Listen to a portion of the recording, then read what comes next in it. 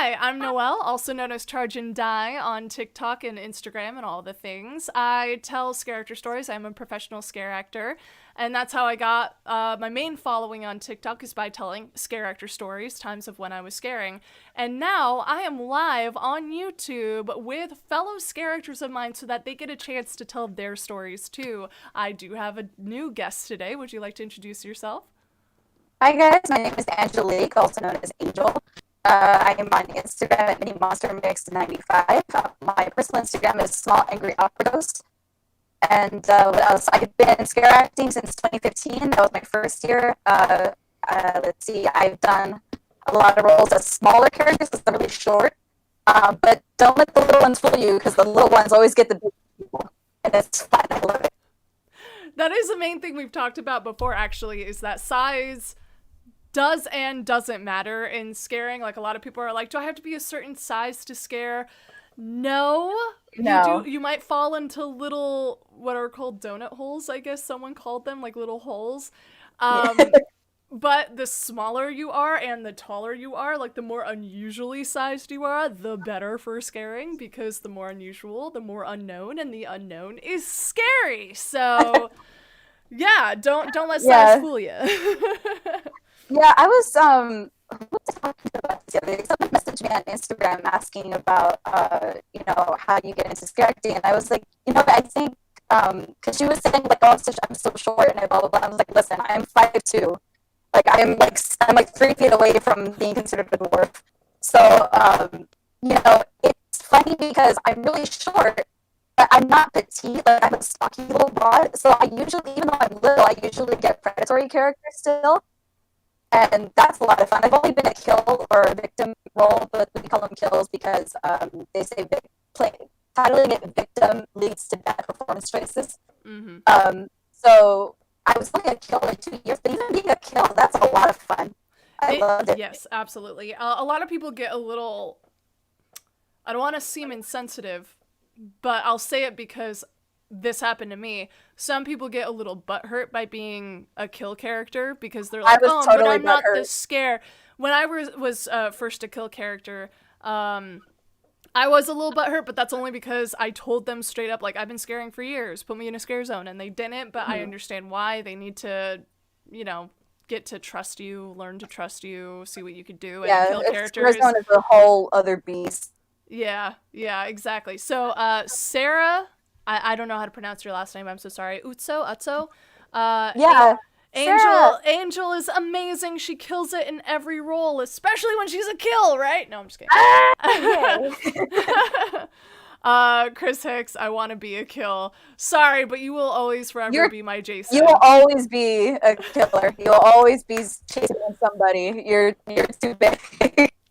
Yeah, there is a typecast to scare acting, so don't take it too personally if you are always the same character every time. It means that they don't have a lot of that character and you fit that role. So, yeah. Sorry, Chris. You'll always be my Jason. But then, like, he gets a bunch of cool roles. Like, he gets to be Jason. He gets to be, what was he, this past season? He was, Cupid. Oh, Cupid, yes, he was Cupid. And it's like those are so many cool characters that you get to be as like a big intimidating person. Yeah. I think the coolest predatory character I got to be was Sam in Trick or Treat. Oh, really? You were Sam? That wasn't my official role that year, but you were in Search Tram. You got to sign up to do extra hours when Search Tram closed. Yeah. So that year when they had Trick or Treat, I was called constantly to go over to be Sam because I was so little. But then I get there and it turns out I was like the tallest Sam, and I couldn't believe how many it was the cutest thing ever. I got there my first time and I got there right when the Sams were switching out. So it was just like two crowds of a bunch of Sams just like crossing each other, like crossing the street, and I was like, this is the cutest thing I've ever seen. It was great. Oh, just like a bunch of little sack kids walking past each other.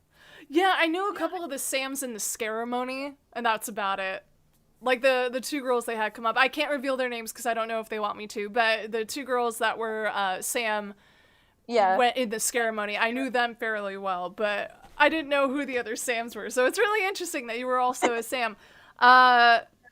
once again, forgive me if I butcher names. I am horrible at reading. So, Tugo laughs. Angel killed it as a leprechaun last year. Sarah, hell yeah, she did.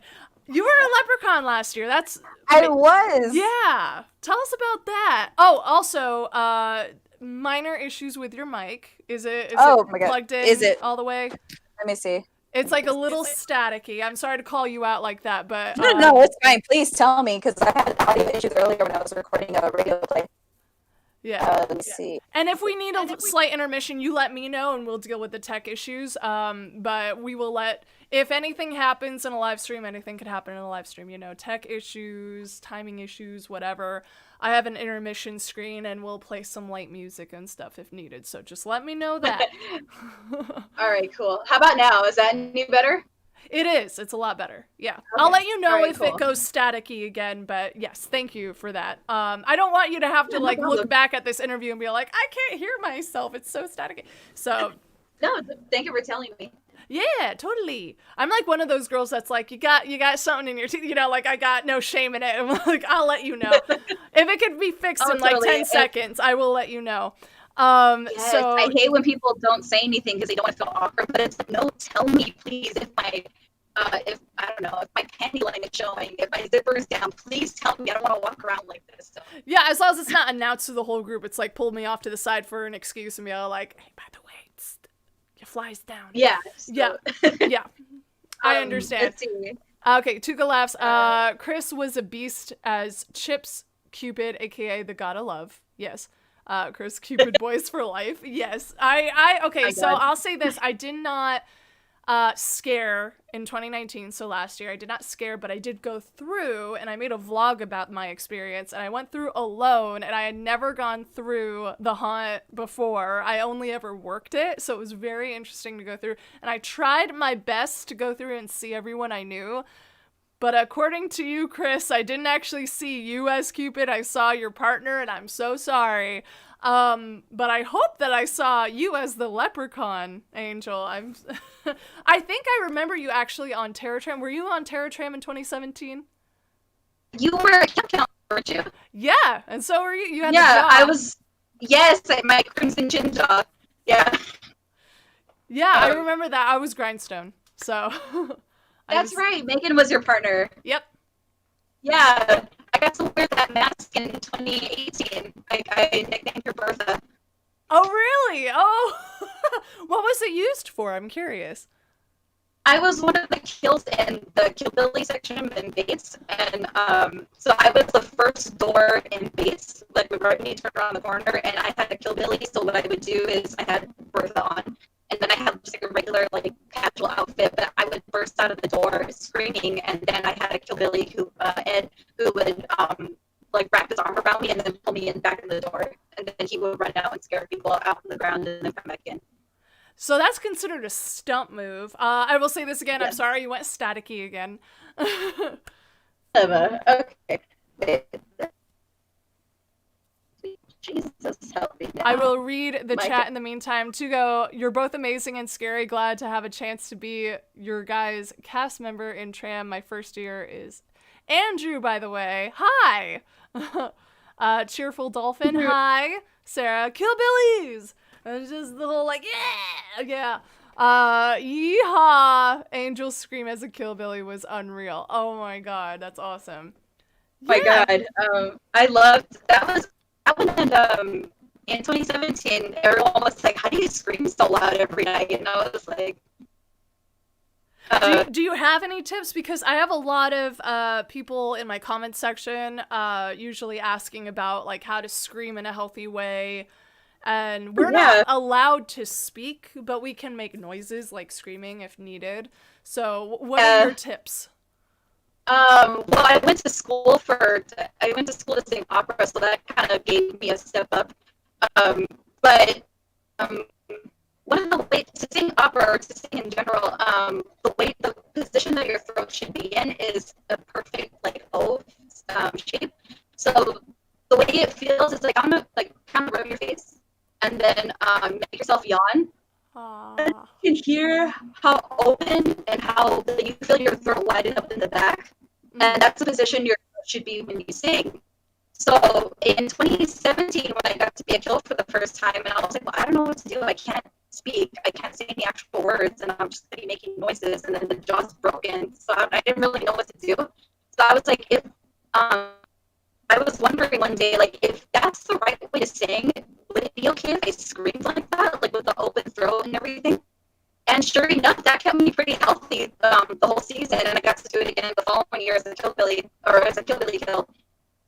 And I was still able to go to my fall classes for music, and I was still able to do everything just fine. And of course, obviously, when they take a break, eat a Ricola. I prefer Ricolas. I know some people like dropping some hot water and letting it melt there and then drinking it.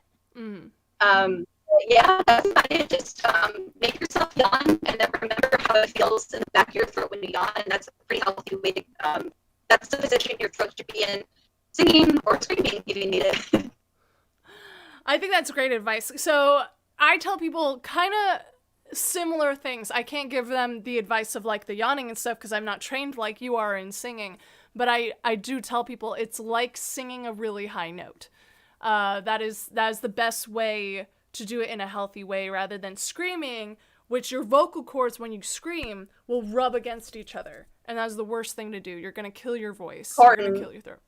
Mm-hmm. Which, now that I think about it, that's probably why I never got sick or I never really ruined my voice, was because I kept that open throat position. And you're trained to do so. A lot of people don't know what that means. So it's great advice to say, yawn first, remember the feeling, keep your vocal cords open, and essentially sing a really high note as you're screaming. That way your vocal cords don't rub together and you kill your voice. So it's amazing that you were still going to school and singing opera that whole time while you're screaming at night for hours on end. That's amazing. Okay, let's look to the chat a little bit. Paul, I just want to say Angel's one of the coolest people I met at HHN. Truth. Paul, and hi, Sarah, you're one of the coolest people as well. I love that people are chatting together in the chat. Chris, I don't scream ever. You don't scream, Chris, because you're the killer. You don't have a need to. You don't have to. You just gotta stand there and do this with your shoulders, and everyone will run away from you. I just love the image of like Chris just standing there and people going, ah! That's all he has to do. He just has to stand there. He's one of the sweetest guys, so it's just like, ah! Sarah, hi, Paul, you're the coolest too. Paul Hart. Alex Zapata, I'm so sorry. Zapata, yeah. Zapata. Angelique, Tugo laughs, I practice screaming by singing in the car on the way to HHN or just every day for work. That's amazing. Yeah, do vocal exercises. Always warm up your voice and your body for scare acting. Everything. Stretch everything, warm up everything. I learned this past year, stretch everything even if you don't need to. My haunt season cut out early last year because I tore my ACL in my knee. And and it's a damn leprechaun. I love that leprechaun so much. I was doing like little dances and jigs, and I was doing like this little boxing move because I would be stuck in a hide, and it's called a hide, but sometimes those hides don't hide you at all. And then God forbid there's a conga line of people where it builds up so much that people are stuck in the same spot for like 2 minutes. Mm-hmm. So you're just kind of there, and then the people are like 4 feet away from you, and you're just like, hi. Like, you don't know what to do. But I didn't want that because, of course, you know this. If people are stuck in the same spot for too long, they get bored and they try to mess with you. Yeah. So my whole goal at the time was just, but maybe if I just stay intimidating, or maybe if I just stay really threatening the whole time, they won't try to mess with me even though they're stuck there. So I had a shillelagh, which is like a stick with a stone at the end of it. And I would have it ready, like, to swing, like, if I was going to swing like a bat or whatever, and I would stay like that and stay really, like, move my shoulders like this, like I was breathing really hard, to keep myself intimidated. The image is creeping me out, so continue. It worked. And that's, for anyone interested in going into this, sometimes you don't need to do a lot to be really scary. If you just figure out all these little nuances for your characters, like, it will really creep people out. But going back to how I messed up my knee, I was constantly doing that. I was constantly bouncing on my knees or on my feet, and then I would do all these little dances and stuff when I scared someone really good. And then this summer, I just got a job as show crew at Universal Studios where I got to climb a bunch of ladders all day. So that was not good for my legs. Nope. That was not good at all. So one night coming in for a shift, the weekend before, my back was hurting really bad and I got stuck. So I was like, I'm just gonna stretch from the waist up. So stupid. I was like, I trust my legs, it'll be fine. Like literally Famous last words. Oh God. Like 11:30, 11:40 at night was one of the rules they tell you when you're scare acting is don't scare the same person twice. Because the second time you do it, you'll mess yourself up, or the person that you scared, they get their gusto out of nowhere and they'll try to mess with you because you scared them the first time and they're mad or whatever, so they try to do something. Mm. I didn't do that. I scared the same person twice, and I lunged over our safety rail. I lunged over that to reach over to her the second time, and then when I bounced back, I heard my knee just made like a click noise. And yeah, I mean, you know, when you're scared, in the middle of the season, everything starts clicking and cracking and everything hurts. So I was like, oh God, that was loud, but I'm okay. And then I stepped on it again and my leg just gave out. And I was like, oh shit. And I like hung on to a wall and I was like, oh my God. And like my anxiety kicked in. I was like, I broke something. So I had to like step out of the set.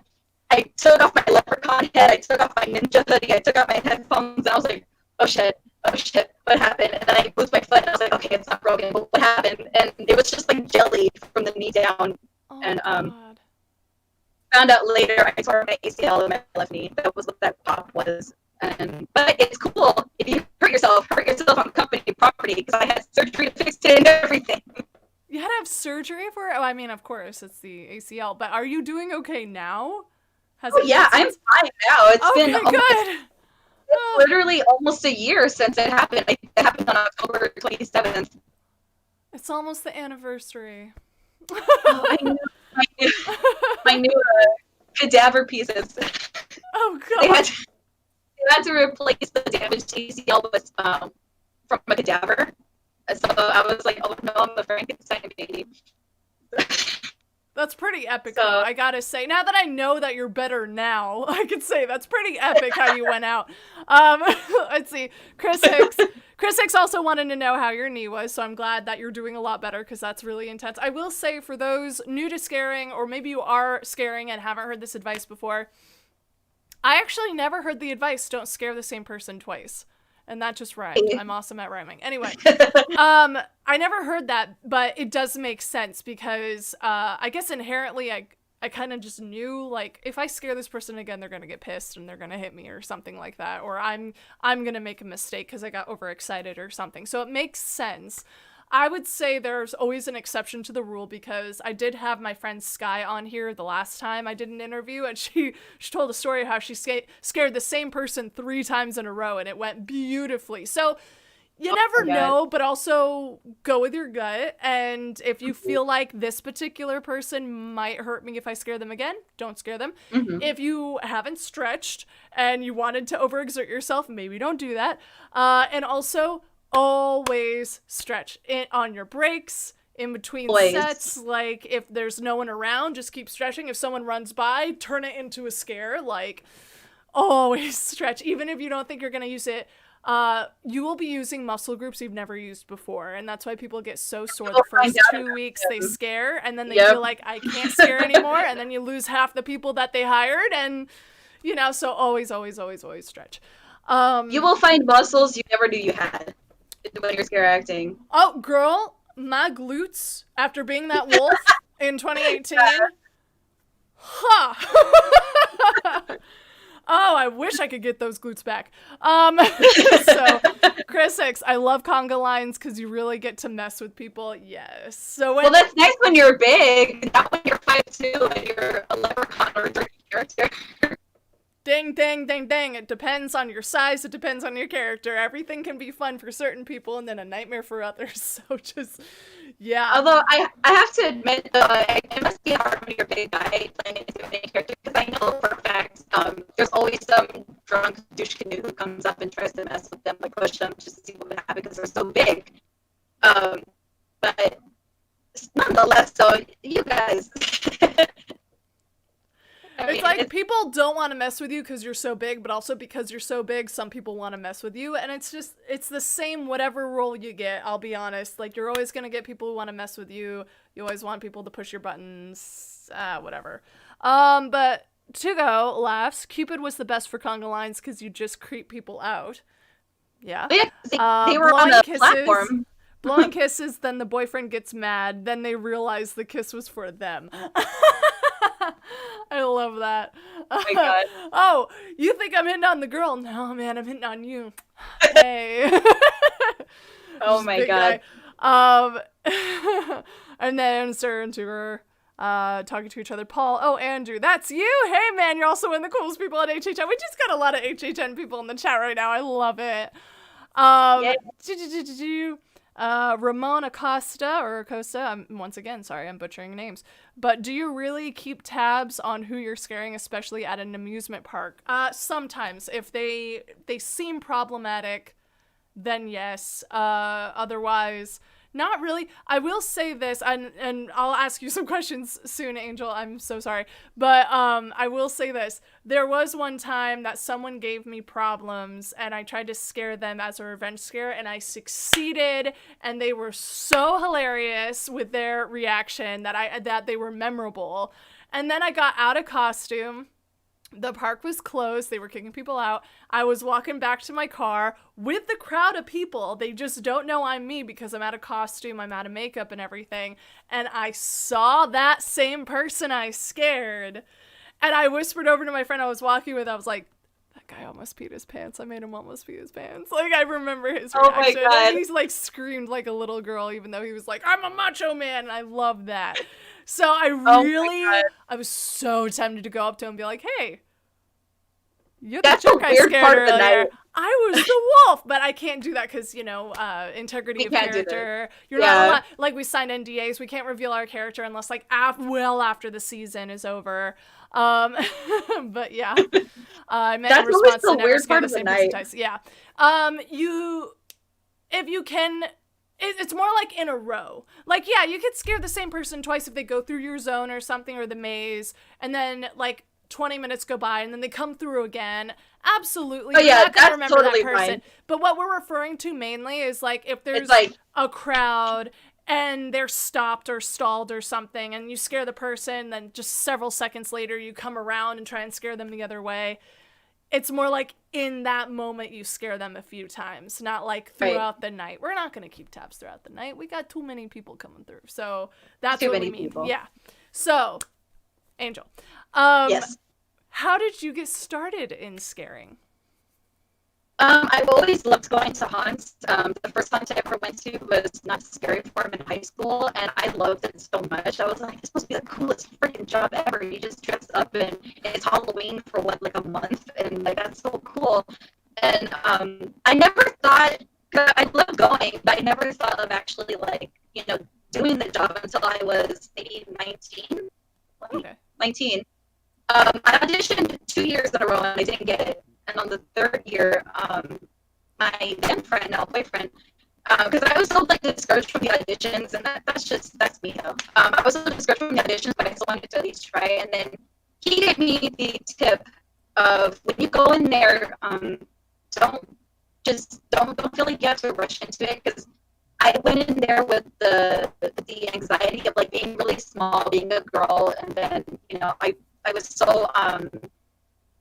so trained in my work. I'm also an actor. Going to other auditions, you have to make sure you're at least the prettiest you can be, and you have to make sure you're the best looking one you can be too. HHN, you can look like hot garbage.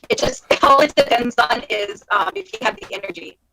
So my boyfriend gave me the advice of, just go in there and just take your time. Don't worry about what everyone else is doing. You are the only person that can do what you can do. So just go in there and at least have fun. And sure enough, that year was when I got cast, because that was when I walked in there and I was like, there's a bunch of big dudes in here. I was like, you know what, though? I'm the smallest person in here. I'm already capturing some attention. So as long as you make work with what you have, I think anybody can do it, really. No matter your size, no matter how you look or anything. If you work with what you got, you can do it. I think that's fantastic. First off, what a great supportive guy you got. And yes, rejection is always hard, especially if you're already an actor and you're facing rejection for like other bookings. But I think that's fantastic advice of just like own what you got, because no one's got what you got. And that is especially true with scaring. You could be, as long as you're interesting and you have the energy for it and the stamina for it, and you don't touch the freaking cone, you're good with the audition. So I'm so glad you got it. And you've been scaring ever since? Have you been scaring consistently every year, or? Yeah, I've been doing it it's like getting a tattoo. Once you get it done, you can't stop. You got the bug. Yeah, HHN has been like the best part of the year for me for like the last 5 years. My whole year rotates now around HHN, so you can imagine this year with the mess. I was like, what am I gonna do with myself? I don't want to stay home. I want to go to Universal Studios and hurt myself somehow. Girl, I know. Like, I always tell people scaring is my therapy. You have no idea. It is. It really is. No, even if you're a killer, or if you're the kill, even if you're just a person pushing buttons behind a black wall, it really is the best therapy. It's the best therapy I've ever had. Screw paying $25 to go talk to somebody. I want to scare some people. I want to chase them. I want to squirt them with water. I want to scream at them. It's so invigorating. It really is like a natural high that you get when you scare someone really good, because you're just like, I want to repeat that as many times as possible. I did that. Chris Hicks, I hurt myself every year and always come back for more. Yeah, that's another thing we could talk about, because you've been hurt. Everyone gets hurt while scaring. So it's all about preventative care, doing what you can to not get hurt, but there's only so much you can do, because sometimes guests just want to throw a punch, you know? So just know, going into scaring, you will most likely get hurt. There are some people that are like, I've never been hurt and I've been scared for years. Those lucky people. I've been punched in the eye before when I was a gang member, and I was like, joke's on you, this goes with my character, you know? Like, now I don't need makeup on this eye. Thanks. Like, yeah, kidding. Don't hurt people even though it goes with their makeup. I was just trying to be funny and say that to him when he punched me. So, no kidding. It's all, for me at least, it's a guarantee I'll get punched in the face at least once. Oh, at least once. Have you taken advantage of the fact that you are a petite individual and crawl toward people? Yes. Have you ever been kicked doing that? Have I been kicked? No, thank God. Yes, but I just don't remember. Kicked. No, I'm just kidding. Go on. No, thank God. Now that I think about it, geez, that was really ballsy of me to start.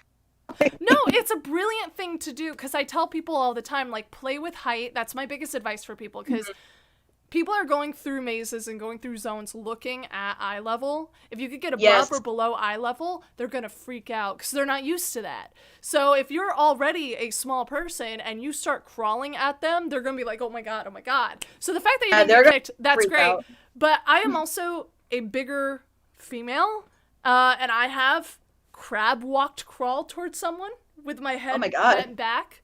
And that freaked someone. Jesus. And I've freaked someone out so bad that they kicked me in the face, almost at my nose. Oh my God. It was, I'm hard-headed, so they just kicked me right here. Oh my God, damn. And I went up and I was like, whoa, man. He was like, oh my God, I'm so sorry, you just freaked me out. I'm like, good. At least he apologized. Oh my God. Oh, it was just because I activated fight or flight and they saw a creature crawling at them in a very inhuman way. Yeah. I am not human, by the way. We're monsters. It's what we do. So they're onto us. It's great to get creative, know the risks going into it, and know that if you're going to be above or below eye level, especially crawling towards someone, they're not going to punch at you. They're going to kick, and kicks tend to hurt a lot more, especially with shoes. And legs tend to be stronger than arms, depending on who's dealing the blow, you know? So I'm very happy to hear you haven't been kicked. Don't experience that. I think I remember doing it, but I don't think I did it for very long because I got tired. standing up or coming. Yeah. But let's see. There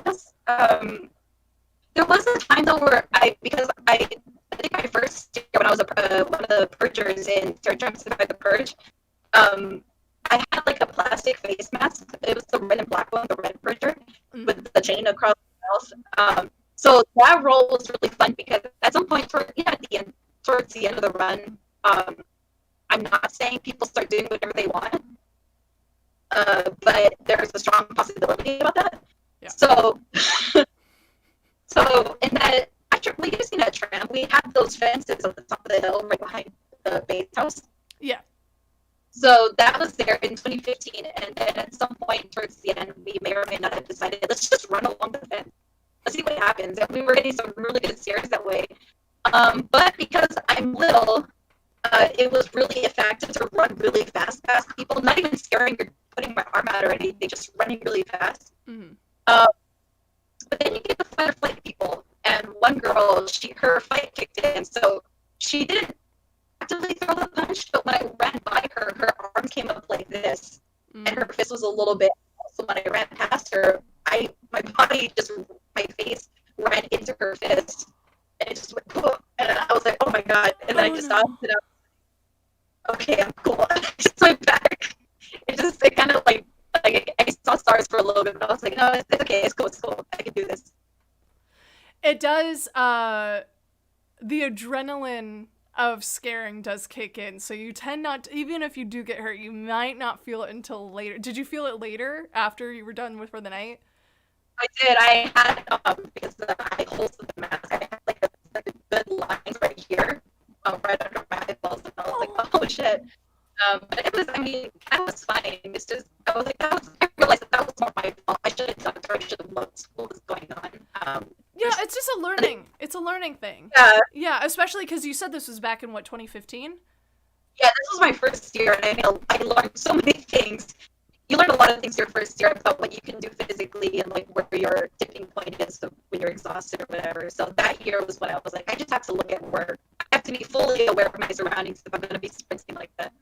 Absolutely. Yeah, be aware of your surroundings, and that does come more with experience. It's like you have to be very in the moment and grounded when you're just starting to scare. And yeah, you always have to be like that when you're scaring, but the more advanced you are with your scaring, the more innate it's gonna be. Just like, I can feel people behind me now. I don't have to like be looking over my shoulder. I just know that they're behind me now. I know my surroundings. I know my peripheral and what it can handle or can't handle. So I know to like check blind spots, stuff like that. And that comes with time. So that's great advice. I know you didn't say this advice, but I will take it as advice. Be extra aware of your surroundings when you're just starting to scare. Don't do anything too extraneous, like sprinting. Do it like half speed at first until your body learns, and then you could, speed it up a bit.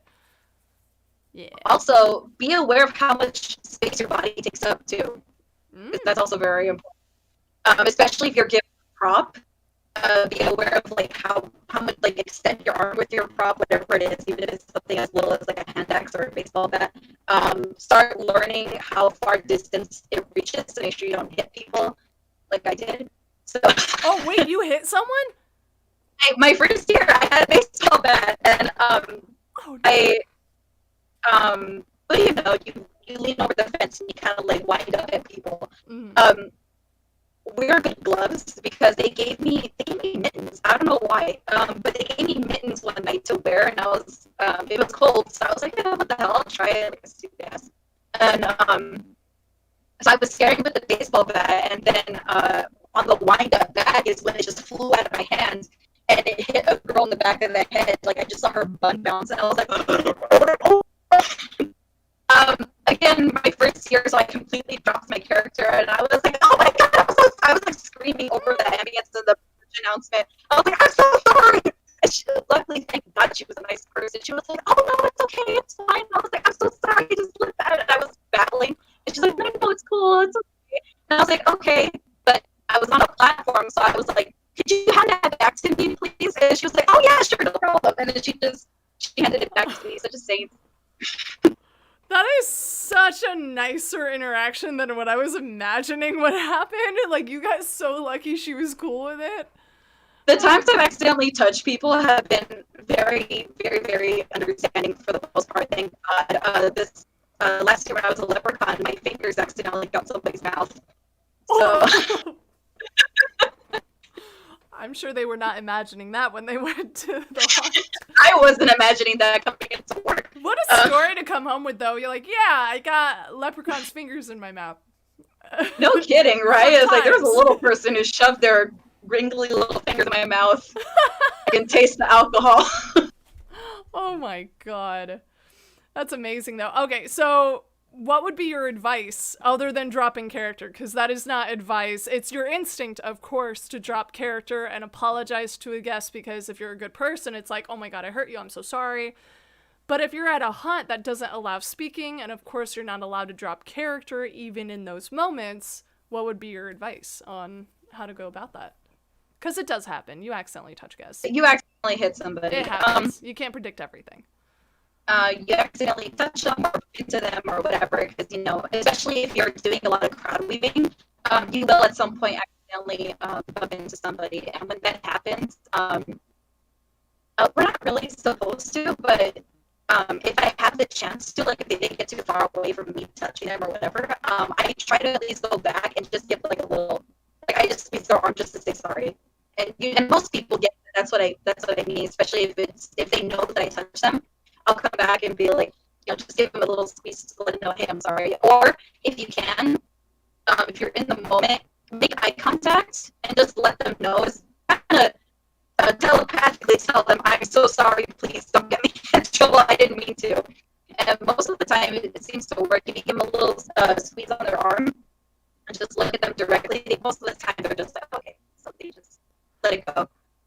Yeah, you really got to read the person, but I would say try and find a way to apologize in character. You can drop character a little bit, but don't, like, start speaking if you're not allowed to speak or anything like that. What I do, it depends on my character. So if I'm, like, a kill, or if I'm, like, a crazy clown or something like that and I accidentally hit someone, I'll do the facepalm. That's, like, the typical one that people tend to use. I did an interview with my friend Kim recently. She said, like, she does the same thing. I do it too. If you bump into someone and they're like, hey man, what the F, you know, whatever, and you're just like, you know, and just like mime, I'm sorry, without saying the words, I'm sorry. You know, most people get it, and most people will be cool with it, especially if they're not hurt. But I will say, in addition to that, even if they seem cool with it for liability reasons, also tell your supervisor. Let your supervisor know. Because they might be like cool with it in the moment, but then they might go then later on. Yeah, and they might get you in trouble and be like, so-and-so touched me, I demand this, like, freebie or whatever. But if you tell your supervisor first, it's easier for them to believe that it was an accident. So they'll believe you. Typically, they'll believe you over the guests. They might have their hands tied and you might get in trouble anyway, but at least then you won't be fired unless it was like they really got hurt bumping into you. Like, use your ass by letting them know right away, hey, I accidentally touched somebody, or hey, I accidentally felt around somebody's teeth. So later on, if they decide to... I accidentally poked my finger in someone's mouth while they were yawning. I didn't mean to. It was just there and it was calling my name, you know? I accidentally put my foot on the trigger and I had to do something. I'm sorry. I accidentally had my mask off and they saw me in all my naked face glory. I killed the character. Sweaty. I accidentally killed somebody for realsies. Can we use them as a prop? No. Hook them up next to the leftover prop. Were you there? Did you see it in 2018 for Hillbillies? There was a wall of light-skinned people in the barbecue area, and one of them was clearly Imhotep from The Mummy. I did not see that. I was not looking like closely enough. Okay. It was like one of those things where, you know, we're not always allowed to go through mazes. Yeah. So if it was a maze that you're talking about, yeah, we went through the mazes in 2018, but we didn't do Terror Tram in 2018, so I don't know. Okay. Yeah, it was, I don't know if you're talking about Terror Tram or not. So we didn't do Terror Tram. It was Terror Tram? Yeah, so I never got to do that, unfortunately. I really wanted to, because I worked Terror Tram in 2017, and I'd never been able to go on it, and then the 1 year I take the year off, it wasn't even there anymore, so I was really upset. I missed my chance. But that's hilarious. The joke around HHN is that Terror Tram is the stepchild nobody loves. But then, like, they got rid of it, and I was, when I got to be around guests, I got to hear them, like, oh, there's no Terror Tram this year, there's no Terror Tram. Like, oh, I'm really sad there's no Terror Tram this year. Yes, I knew we weren't the losers. HHN. I felt like Terror Tram was the starter, or, like, whoever was, like, really loyal to it. It's like, if you're just starting to scare at Halloween Horror Nights specifically, they might put you in Terror Tram because there are fewer hours and you're most likely going to be a kill character, and it's like they're trying to build trust with you. Or you've specifically requested Terror Tram because you just love it down there so much. Because it's cool. Like, you get to work on the sets of, like, some movies. So you get to work on the most famous movies set, the Bates Motel and the House, and the War of the World set, which was a blast to work on. I got to be there in 2016 as a firefighter clown, and I loved it there. That was such great ambience, and then I hate the stupid clown. But working around all the wreckage and the smoke and everything, I was like, this is awesome. I freaking love it here. And you get to feel the energy of just being there. Like, I got to touch the plane, and I felt the energy, and I was like, I'm so happy right now. Oh my God.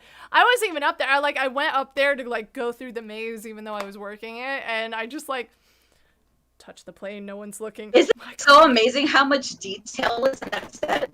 Like, absolutely.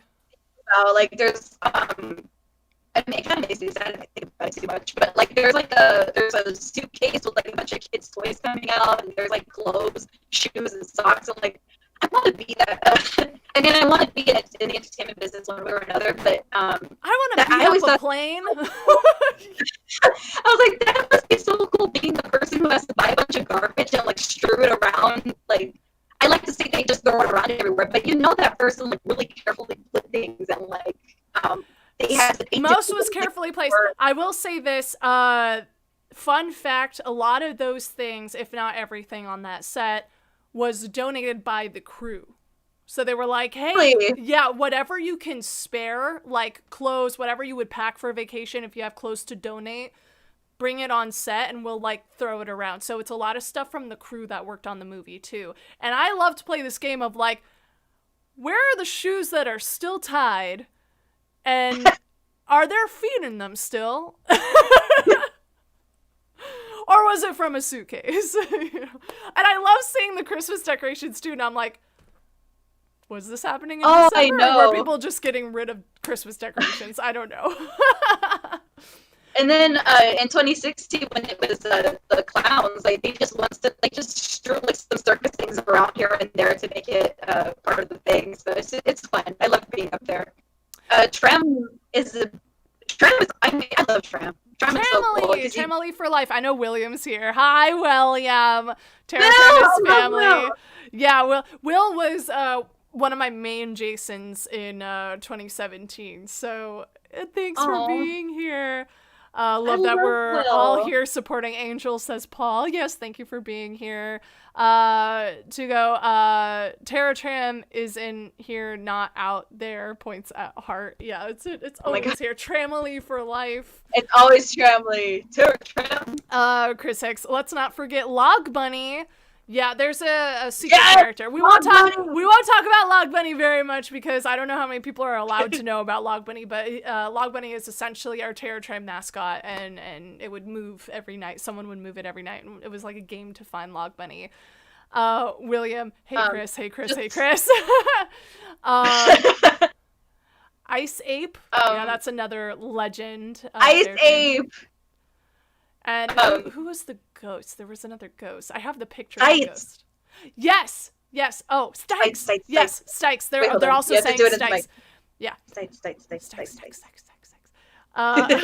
William, I'm a better Jason. You're all great Jasons. No need. Boys, please. You're all great Jasons. Please, you ripped off my face beautifully every time. You broke my jaw. You're all wonderful. You're all wonderful. You killed us in just the right, gentle way. It's a lot to ask for these days. Chris goes, Noelle, tell him I'm a better Jason, William, but I'm better. Okay, no need to fight, boys. You both ripped my face off beautifully. Jason, you're both great Jasons. William ripped my face off more frequently because Chris only got the chance to do it once since he was mainly Megan's Jason, not mine. But you were both great. Please don't fight. Don't fight, boys. Don't fight over me. You're wonderful Jasons. I love you both. Kill me in just the right way. Love it. So we have about 10-ish minutes left of your time. Do you have any memorable scare stories that you'd like to tell?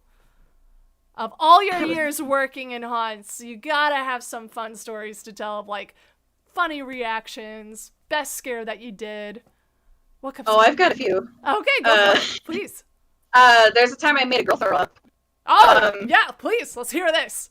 Oh, I love biohazards.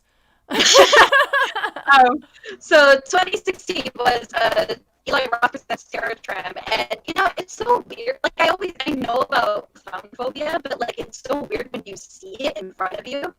Phobias are no joke. Yeah, phobias are real. When you really see it in front of you, like how people get really freaked out over clowns, I was like, wow. Like I always made me be ignorant. I was like, people are being dramatic or whatever. It's just a movie, blah blah blah. But then like you see it in front of you, it's like, oh my god, I'm sorry, your friends made you come in here. But then me as a clown was having a great time with it. So there was a group of girls. They were like in a straight line, very Wizard of Oz, linked arms, and there was a girl in the middle. She had her head down, and this was already like midway through the run, so I already figured out how to do it, all my scares, how to slide in, how to whatever. So her head was down, and her friends were around her. Her friends kind of looked serious, but I thought they were just bored, maybe drunk. I don't know. But my crosshairs were on the girl in the middle. And I was like, I'm going to get this girl. I'm going to get her really good. So I came charging in, and I kind of like, I landed to a point where I was kind of kneeling, and I looked up at her to make sure she saw me. And right when I looked up at her, made eye contact with her, I saw, you know how people's bodies make that movement right when they're about to puke, like it starts from their stomach coming up. Yeah. I saw that happening, and I was like, oh, Jesus. And I backed away from her, and then she like wrestled out of her friend's arms. She ran to the side where the main body of the plane is, and she just hurled over the railing. And me, I was did I do that? Oh no! I was what are they called? The people in the black cloaks. Oh my god, it's only been a year and I forgot. What, the EMTs, paramedics? Mace host. The mace host. I saw her throwing up, and I was like, "Where's the mace host? I gotta tell somebody in case she's actually sick." And sure, I flagged one down, and then they came to talk to her, and I just kind of like stepped away just to get. I was like, "That wasn't me." I did do that. That was that time, and then there was also the time I broke up a couple. I think. Ooh. Spill the tea, girl. I want to know this. Please. My first time at Scareactor 2015 was the Purge, and we found out part of the fence opens, like a gate. So then we were like, oh, let's, when you slam it open, it was really loud and scared shit out of people. So we were like, oh, let's do that. So me and my scare partner at the time, we were taking turns doing that. And I saw a couple. I love scaring couples because it's always a boyfriend that's always like, "Oh, stand on this side of me, babe. They're gonna come out on this side, or they're gonna be right here." Like they're always trying to show off. Until the little girl scares them, then it's great. So sure enough, the guy was on my side, and then I slammed open the door and I popped up with a baseball bat, and he threw his girlfriend to the dirt and just took off running. And I was standing there I'm standing there like, oh shit, like she really felt like part of her butt, like she really fell back. Yeah. And she was just sitting there like, me and her both were just like, and she had the souvenir cup with her. She had the souvenir 8-10 cup, and she just threw it after. She's like, my throat, do you hear me? We're done. And she got up from the dirt, just stormed off, and I was like, oh shit, I just came back and moved to the gate.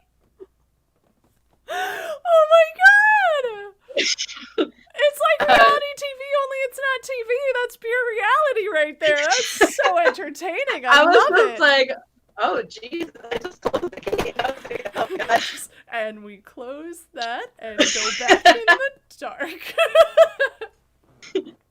That happened in 2018 too. There was another young couple who were walking by in front of my door when I was the Billy kill, and I that one too. I popped out. I slammed my foot on the porch and banged really loud. Except this guy, again, some people when they get scared, they come up like this, like getting ready to fight. Yeah. But they're not necessarily a punch. That's just them getting ready They're just for defense. the scare. Yeah. Yeah. I don't know why this guy, when he threw his arms up, his elbows came out. So when he did that, he elbowed his girlfriend in the nose, and I heard it, and I was like, oh shit! I just went back in the door, and I was watching out the window from the base, and she was like, what the fuck? And he was like, oh babe, I'm sorry. I was like, oh shit. Oh no, like accidents happen, but that's so bad. Oh God, man, I hope it's great she's when you're not okay. the one. It's great when you're not the one touching somebody, but if you cause accidents amongst guests, it's so funny. Oh yeah, I always laugh at them once I know they're okay. Like, you know, I still have a heart, so if it's like if I've scared them and they fall over, I'm you're a lot legitimately nicer than me. concerned until like they seem okay, and then I start laughing in my mask at them. Of course. Yeah, we always laugh Oh at my you. God. By the way, We no always one is do. safe. We always laugh at you. If you have So, a big reaction, especially. I know some scare actors are like, everyone paid for a ticket, so it's fair game. The little kids, the old people, it's totally fair game because they all paid for a ticket. They all paid for the same experience. And some nights, especially if I can tell little kids aren't having a good time, I try to leave them alone. But otherwise, it is fair game. They did get a ticket, so. I try and read those situations because a lot of my TikTok Scareactor stories that I tell are about me adopting kids. The ones that I tend to adopt are the ones that seem scared or unsettled but are cool enough with my presence that they don't like cry or run away or anything like that. So I ease them into liking me, and then I scare off the parents, and then I have the kid follow me around for a little while, and then we scare off other scare actors so that they feel a little more comfortable in the environment and they can tackle other mazes and everything and be okay. Like I'm Mama Wolf, that's what I do. So but I do not scare the kids that seem traumatized already. I try and give them as much space as possible because that's not their choice to go through.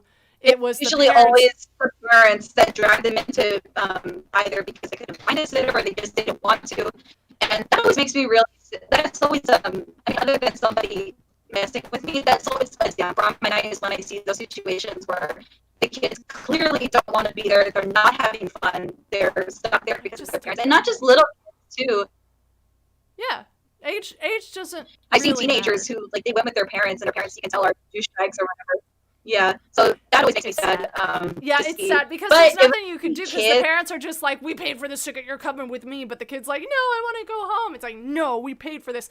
Okay, what I always say, and William has heard this so many times, would you rather pay for a ticket or pay for therapy for that kid's life?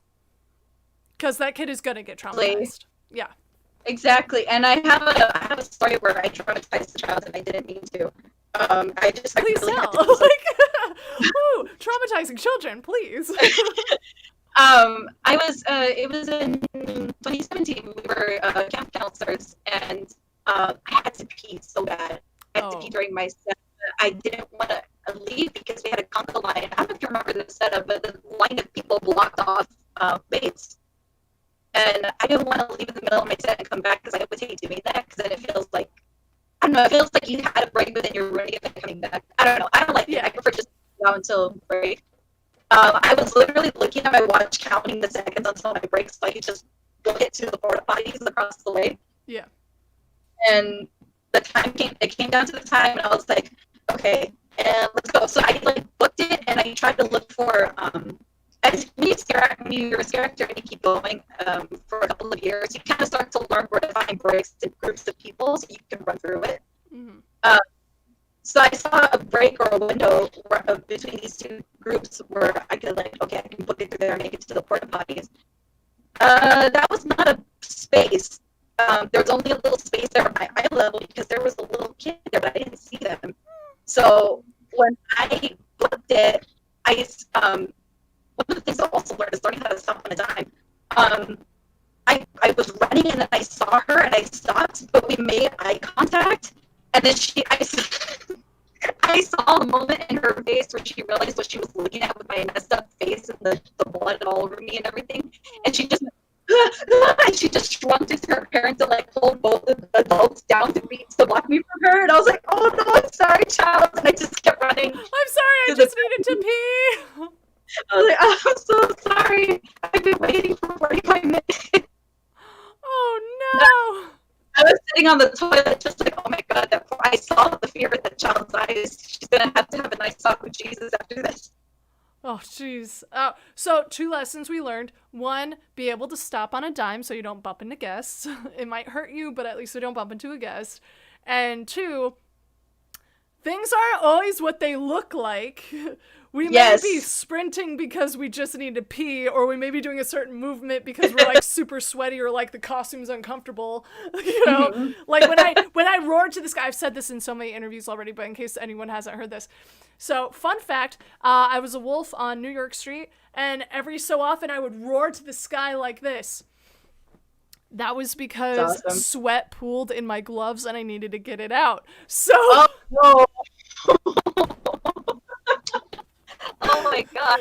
Just roar! Sweat was pooling and it was uncomfortable. So not everything is not what it seems. We may be doing something because something is happening to us and we need to fix it right away. Oh no, that's always ugly is when your sweat pools somewhere. When I had the skin face mask on that you guys wore the year before, when I looked up, I would feel like coming out of the mask dripping down my neck and down my shirt. It's so ugly. You will sweat. It's a workout scaring. So always stretch. Back to the beginning. Always stretch. All right. Always stretch. We have a couple more minutes. Would you like to tell either another story or like give more advice in any way? What are your closing statements? Just always stretch. Even if you don't think you're using that muscle or that phalange, whatever it is, stretch it because you never know. Let's see. Yes. And then on your breaks, if you're really tired, take a power nap. Because power naps help you, even if it's just for your 30-minute or 45-minute break, 15-minute break. I know some people have. Take a power nap. It really helps a lot. Let's see what else. Eat, but don't eat anything big. I learned that my first year. Don't have a big meal and then jump right back into scary because you will throw up. Or get cramps. Yeah. Yeah, that too. What else?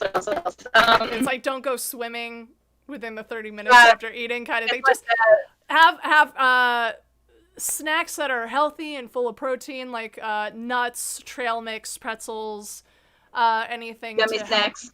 Huh?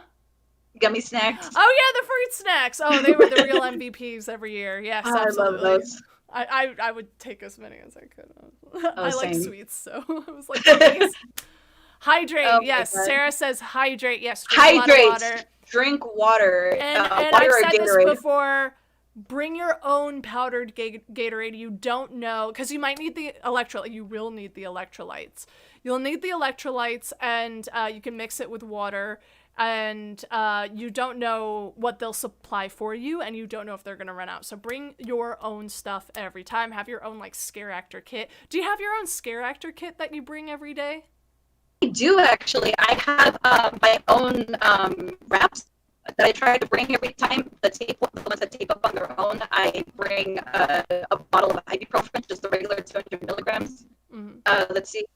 2 Gatorades, 1 big-ass water bottle. And if I can help it, a couple of the snacks that I just my own favorite personal healthy snacks.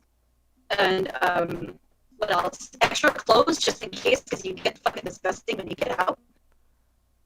Extra socks, because surprisingly you'll need them. And let's see what else. Oh, and bring a big jacket and some gloves, because at the end of the night when you're sweating and then it gets freaking cold, especially at Universal Studios, you're on top of a hill. So when it's getting cold.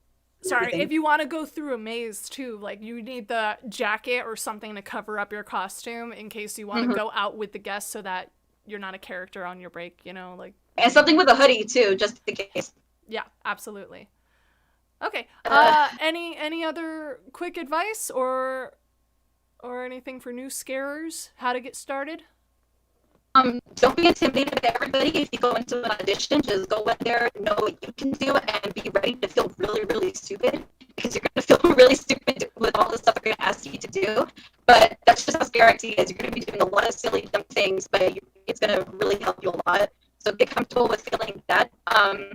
For guests coming through coming through mazes or haunts anywhere, try your best not to be an asshole. Just really try. Because you're dealing with live performers. You're not going to go to the Pantages or to the Gershwin and go up there and punch Elphaba or the Phantom of the Opera. Like, you're watching live performers, so please don't go up there and try to push us or whatever on purpose. If you do it by the fight or flight, we totally get it and we can tell. So for the people who lie and be like, oh, they scared me, so I hit them. It's like, no, I didn't. I saw you. Like, you walked up to my porch and hit me. So just try your best to remember that you're dealing with real people who have actual lives and daytime jobs, and they have all these other things going on. The last thing they need is some douchebag who paid for $100 ticket to kick you or hit you or something. All good advice. All fantastic. Yeah, I think that's all I got for my time today. Okay, sounds good. I think that was great. So any other, would you like any promotional time, like you want to promote your social media or anything? Yes, I went to school for opera, but I'm trying to transition into heavy metal rock music. Ooh, hot damn. Okay. Thank you.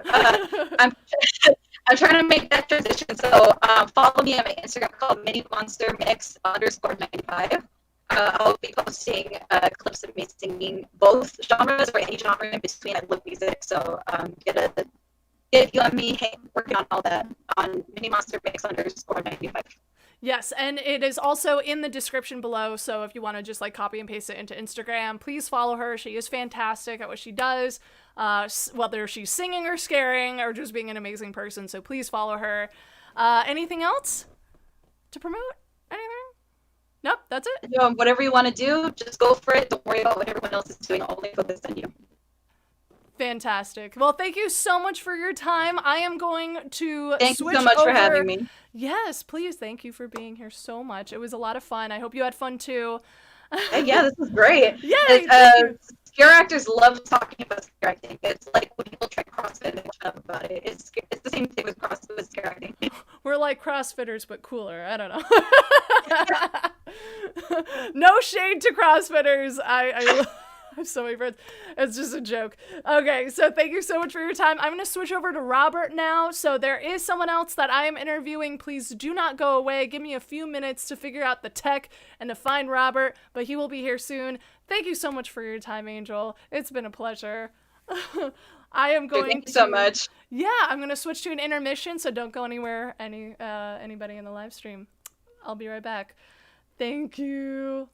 Thank you. See ya. Bye.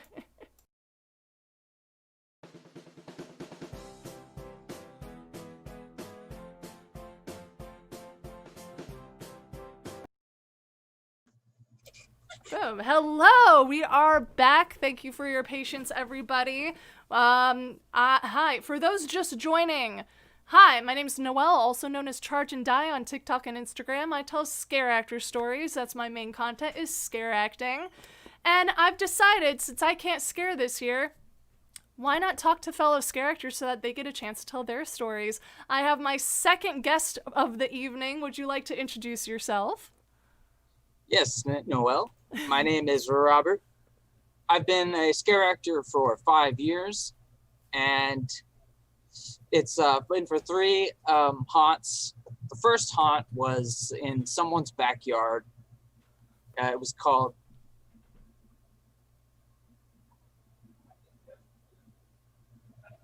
Hello? What was it called? Oh, sorry. It's called,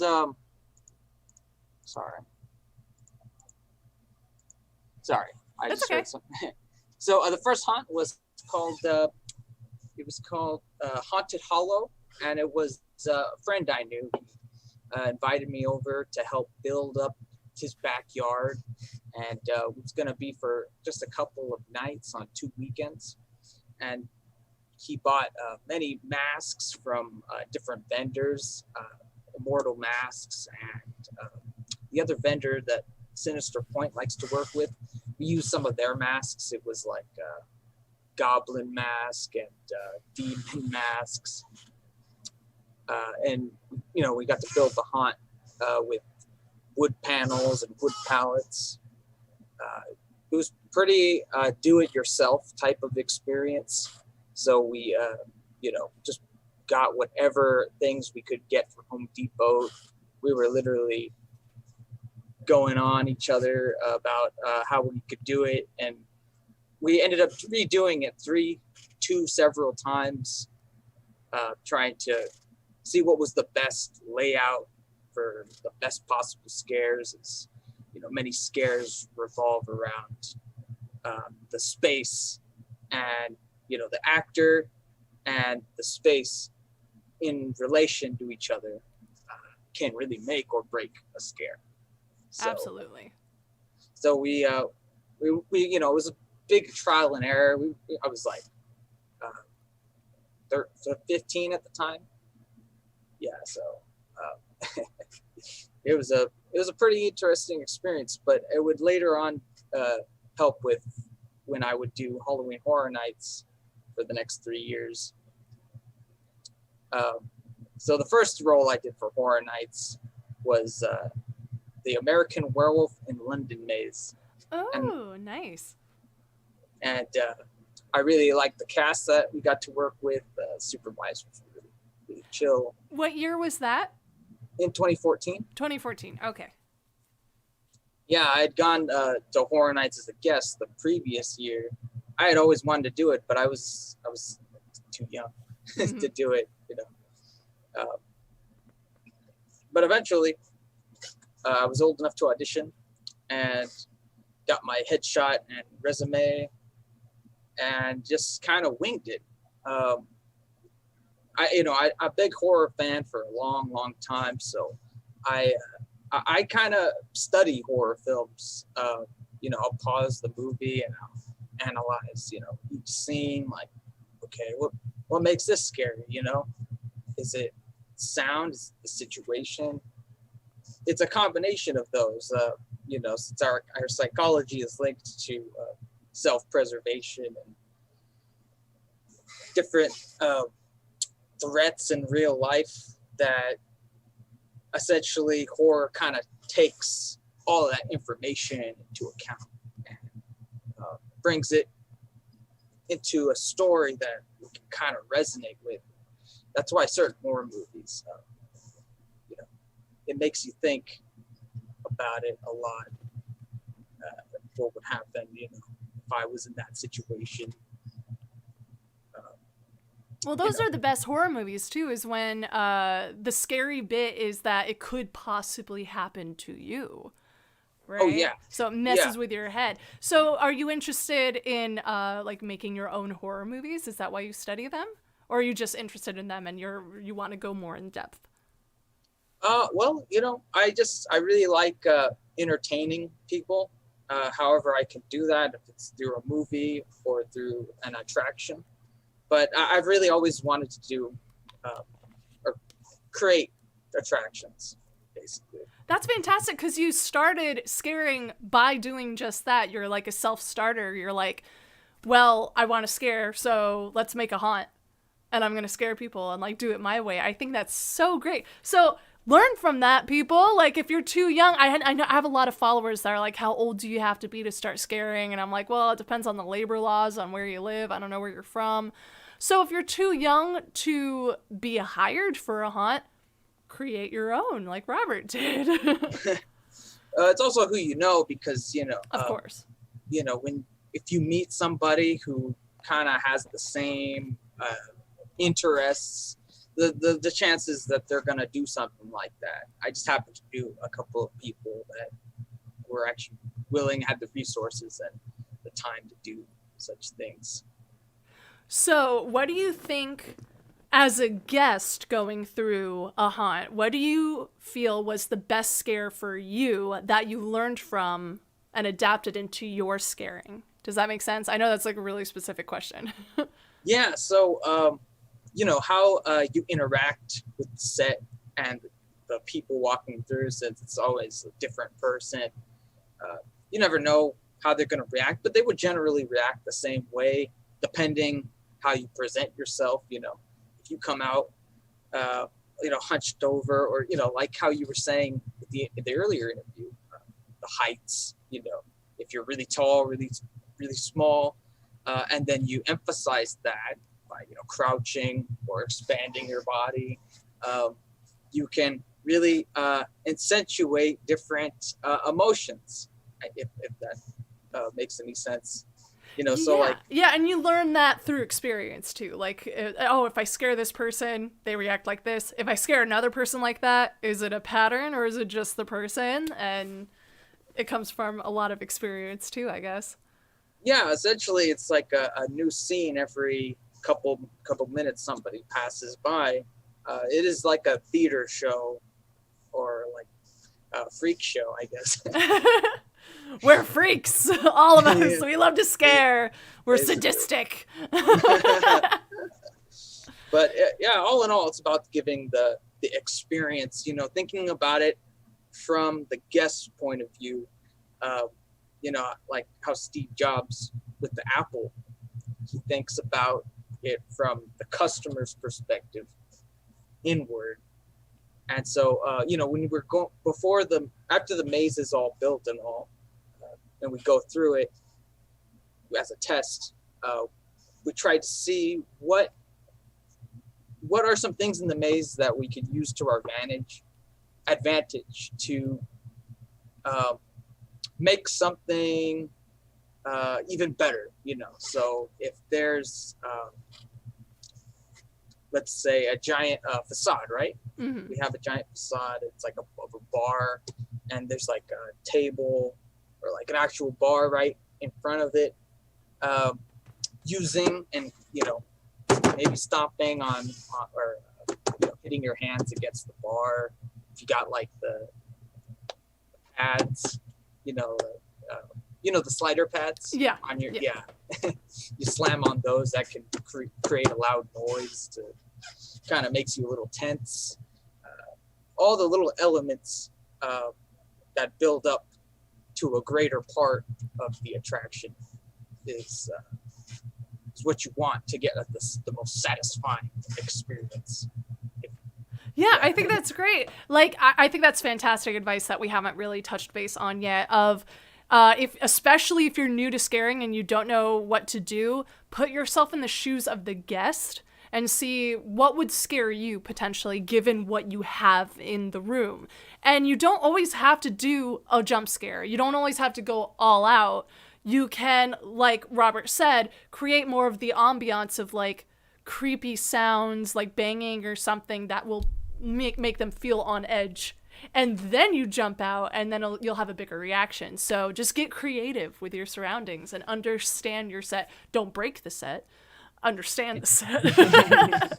Yes, absolutely. Expensive. Very expensive props. Yes, very much so.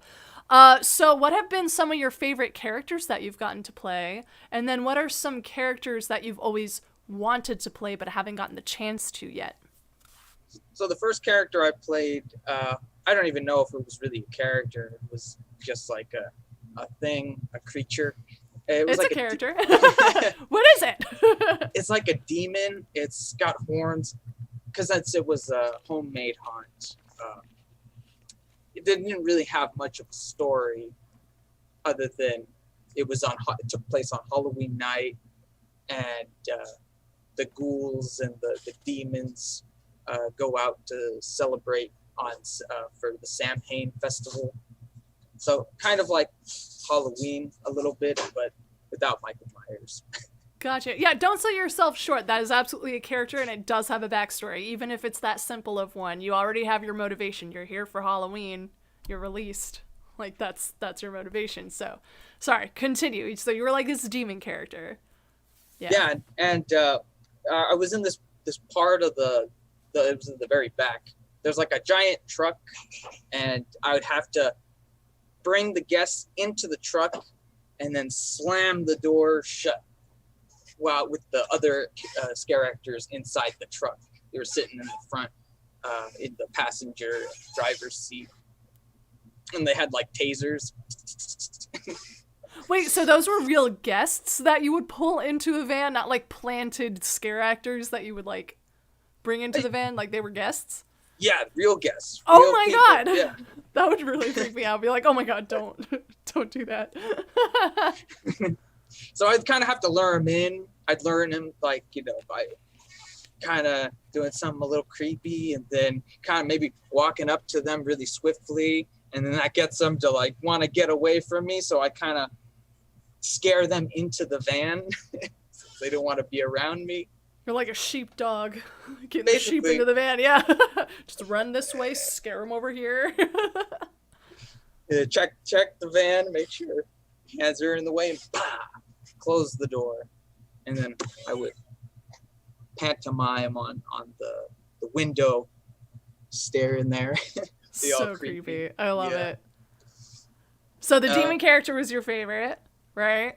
It would switch off because I'd wear like the ghoul. It was like you ever been to Sinister Point? I have not. Oh, they did the Christmas haunt, and it was like for Santa's elves, they had like the long nose goblin with like some funky elf hat. Uh-huh. You could buy that mask. I forget where you buy it. More on that later. Yeah. The second role was David Kessler from the movie American Werewolf. Okay. Based on so you were a face character. Mm-hmm. Okay. How is that different from being like a masked character? Because there's like a lot of pressure to like be that character, right? I would imagine. I haven't been a face character yet. Well, I saw the movie 2 years before I got the role. And so I kind of knew I had the face for it already. So I was like, I could pull this off. Mm-hmm. And since I'm actually, I love acting. But like, traditional acting. So I would actually try to act like the character and, do like this method acting where I go on, before I go on set, I prep my costume and, try to get to the motivation and the personality of the character. Mm-hmm. And, in the movie I was supposed to play, in the movie, it's him transforming into a werewolf. And I was supposed to recreate that role in that little room. And it's like a small little miniature room. It was really cool. It was like furniture and little home trinkets you find on the fireplace. And I loved the set design. It was like a 70s looking set piece and like a poster. And this is Halloween Horror Nights, right? Yes, this is. Oh, they do a great job. It really feels like you're on a movie set when you're scaring for them, and that's the whole thing. Is like that's if you want to work for Halloween Horror Nights, if you love horror movies and you want to feel like you're on a set, work Halloween Horror Nights. If you want to get more creative with character play, I would say work for another haunt. Like I don't have specific recommendations because my main haunt is Halloween Horror Nights, but like character creativity, you could do Knott's, you could do Queen Mary. I don't know where you guys live, but we live in Los Angeles, so it's a lot of like big haunts here. But you could get more creative with those characters because they're not like from a movie that you have to act like. But Universal does go out of the way for looking like the movie. So just in case people don't understand Halloween Horror Nights, I just wanted to throw that out there. It feels like you're on a movie set. It's really cool. Yeah, sorry. Continue what you were saying about being the character and like getting in character. Yeah. Yeah, they definitely they spare no expense when it comes to set design. But yeah, was what the character? I was saying you were talking about like getting in character and like the like set that you were on and transforming into a werewolf. Just continue what you were saying. I'm sorry to interrupt. Oh, it's okay. No worries. Yeah, I was given like these elongated gloves that at the time the vendor was Boneyard Effects. So they would make the masks and they would do the prosthetic makeup with collaboration with McGee Effects. Mm-hmm. That they have third-party vendors for their events. So yeah, Larry Bones, the head of Boneyard Effects, created these long, elongated gloves. They kind of look like the Thing, those little things that would disconnect from the body of the Thing. You know what I'm talking about? I think so, yeah. It had that look, but it was supposed to be the mid-transformation of, because in the movie it shows like a close-up of his arm expanding into the werewolf.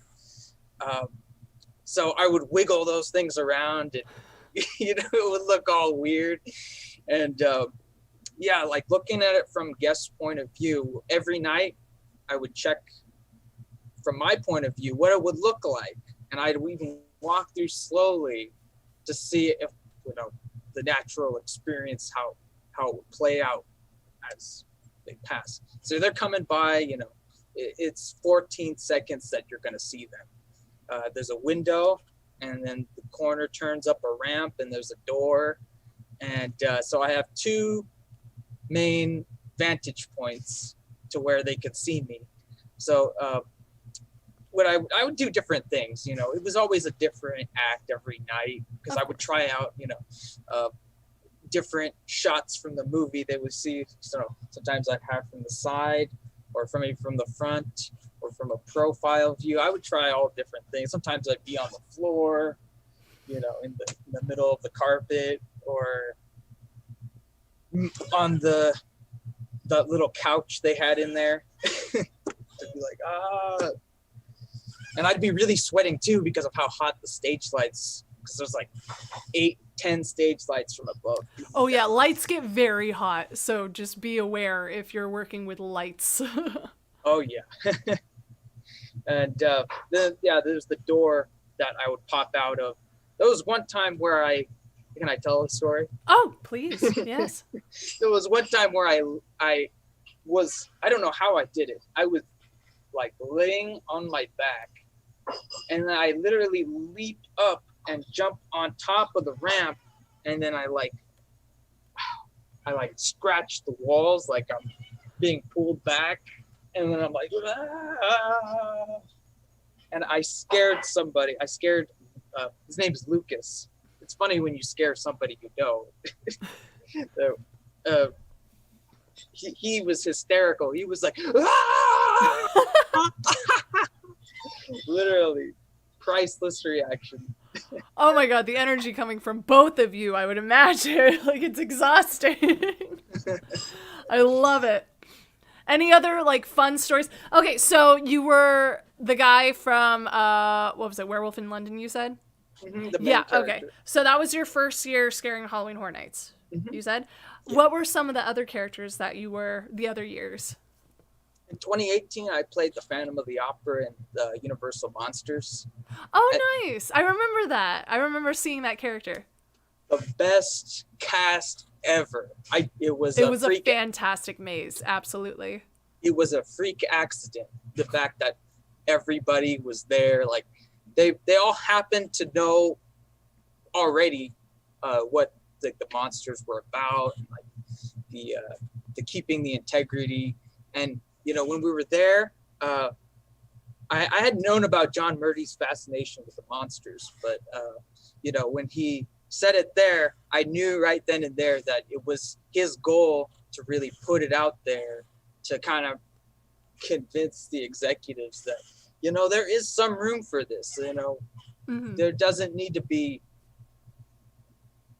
superhero horror, I guess that even works.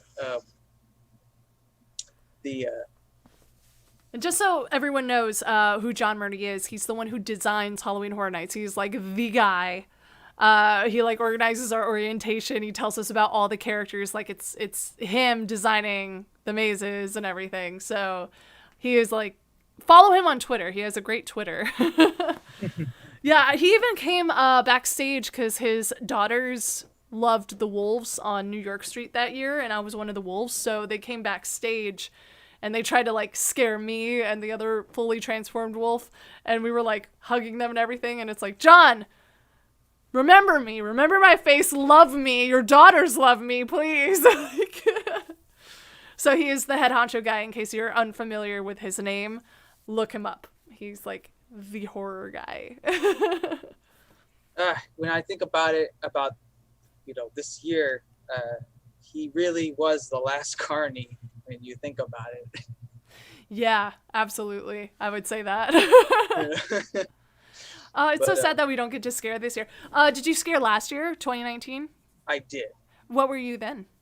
I was the creep in Creep Show. Ooh, interesting. What was it like on like those different mazes? Because Creep Show was metro, like down in the metro area, right? Behind the backdrop. Yeah, is the energy different down in metro versus like the main park? You feel? Or not really? Because I never got to scare down there. That's why I ask. It is a little bit. I guess like it's more. It's not as cold, I guess, as it is up on the hill. Like temperature-wise or guest emotion-wise cold? Oh, temperature-wise. Temperature-wise. Yeah. Okay, gotcha. Yeah, I could kind of see that because like metro's lower, further away. The way Also, Universal is made is interesting because I don't think, if you've never been to Universal Studios Hollywood, fun fact, it started off, it is a real set, like they have a backstage, they have like the backlot area. They do film in those sound stages, and it was originally just those sound stages. And then Carl Laemmle, I believe that's his name. Yep. He started the studio tour to give people an idea of what it's like to film, and then they built the park around that. So it's like they have the upper section, that's the main part of Universal, and then you go on this like 7 to 10 minute ride down all these escalators to get to the lower area that they added later on. So the metro set, when we say the metro set, the metropolitan set, that is in like near the facades, like New York Street, the European area, where people actually film stuff, like in movies, music videos, commercials, all that. So you are scaring and you're walking as guests, but the scare actors are scaring on those sets. And it's fantastic. And it's so much fun. But yeah, that's what we're talking about, is like you've got to go down and through this tunnel called the Toxic Tunnel to get to the metro set. It's a long walk, but it's worth it. And that's why I ask, is it different? Because I never scared down there before. It's safe to say that it's different. I think it's more chill back there. I think people take it in because, the guests are like, oh, we're on the back lot, but you actually are walking on it, a place where that's only exclusive to movie stars and cast people. Yeah, it's like cast and crew only most of the time, except for Halloween Horror Nights, where we get to scare there. And it's so cool because then like you're scaring and you're in character, and then on your break you're just taking it in like, movie stars filmed here, I'm scaring here. Like, it's so cool. Yeah, Ariana Grande was there. Oh, she loves going through Horror Nights, doesn't she? Did you scare her? Do you have any celebrity scare stories? Yes, I do. They caught it on the camera. Oh my god, please do tell. It was so as the creep, it was generally like a repetitive scare, but I really tried my best to try to make it different every time. Which is great. They all come in there, since it's like it's just a square like hallway, but with I guess they're like floppy cloth. It's like hanging cloth. Okay. Look, they're peeking through it, and I see them on the little camera, and I lunge out, but like some bird, like, and they're like, oh shoot, they backed away, and then they went the opposite direction, and it was Travis Scott was there. And wow. Okay. And so I guess they're bodyguard or something. I don't know. I would assume they have some sort of bodyguard to keep guests from. Because I would get word like Ariana Grande is in the park, watch out for her, but I would never get the chance to actually scare her straight up. But I assume any like big celebrity that might draw a crowd might have someone serving as a bodyguard, whether it's a hired bodyguard or just a friend or something as like buffer. So that makes sense. That makes sense. Any other celebrities that you scared that you know of? Let's see, because I don't wear my glasses when so I think I see somebody, but I'm not 100% sure. That's fair. Is it difficult to scare without glasses? You don't wear contacts when you scare? Sometimes I do, but you know. Because I had someone else, I interviewed someone else before who said that they don't wear contacts. It was Paul, the first one, one of my first interviewee. He said that he doesn't wear contacts when he scares, so he takes his glasses off and he generally cannot see when he's scaring, and that terrifies me to not be able to see. I already can't see in my mask. Take away my eyesight, I'm really blind. So how is that a challenge for you, and how do you overcome that if you really can't see what you're doing? Oh, it's not too bad because I could see physical spaces just fine. It's just I can't see words or recognize people's faces. Yeah, it's like generally kind of blurry, but you could see the shape of it. I'm like, is that you, Oliver? I'm worried about depth perception more than anything, because like, what if you jump out and like hit someone? Has that ever happened? Where you jump out and accidentally hit someone? It's just kind of, I don't know. I kind of also have a sixth sense, and I have to be very aware of my surroundings. You know, you can hear things, you can hear people, running or, use your other senses. I guess they have become strengthened, heightened senses once you lose your eyesight. And that is a common theme. He said it again, everybody in the live. He said it again. Be aware of your surroundings. That is like number one rule, other than don't touch guests, but that kind of goes with be aware of your surroundings so that you don't touch anybody. So, any other advice that you'd like to give new scarers before we go into more stories?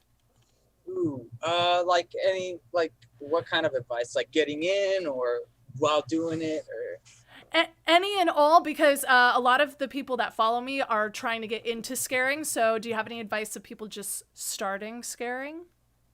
Yeah, just meet people, That's good. Especially if you're into horror, go to those conventions like Scare LA or Monster Palooza. You'll meet a lot of horror fans and horror directors, and they're kind of low-key people. They're just regular people, but they like what they do.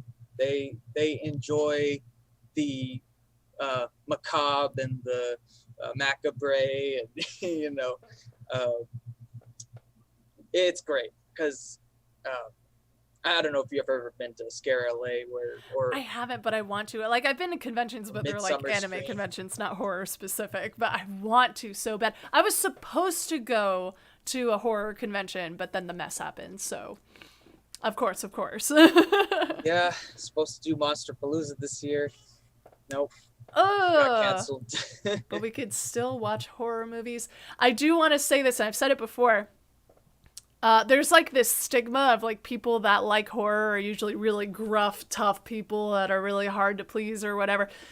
Scare actors and people that love horror tend to be most of the time, nicest, coolest, chillest people ever. I don't know why that there's such a big stigma. It's just like, yeah, a lot of them might dress really dark clothed and like interesting looking, maybe. But they're so cool. Like, just talk to people. Yeah, it's I think it's like, kind of like how it's like, I call it the goth complex, where it's like, the people who like kind of dark things generally are seen as like, oh, well, how could you like that? So taboo. Oh no, you're so unusual. Yeah, that's what makes them cool. It's the fact they're unusual. So like, from an acting standpoint, though, do you have any advice like auditioning or getting in a character or just general safety practice when it comes to scaring for people who've never scared before? Just, being cooperative, being attentive, being, what is it called? Not determinated. dedicated.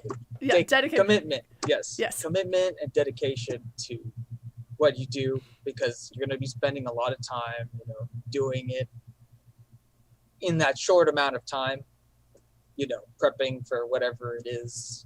Even though it seems silly, it's, you want to make sure that, you're going to make an impression in front of people, but, you can't act like it's the end of the world either. It's, right. It's having fun. You're kind of having fun, but also,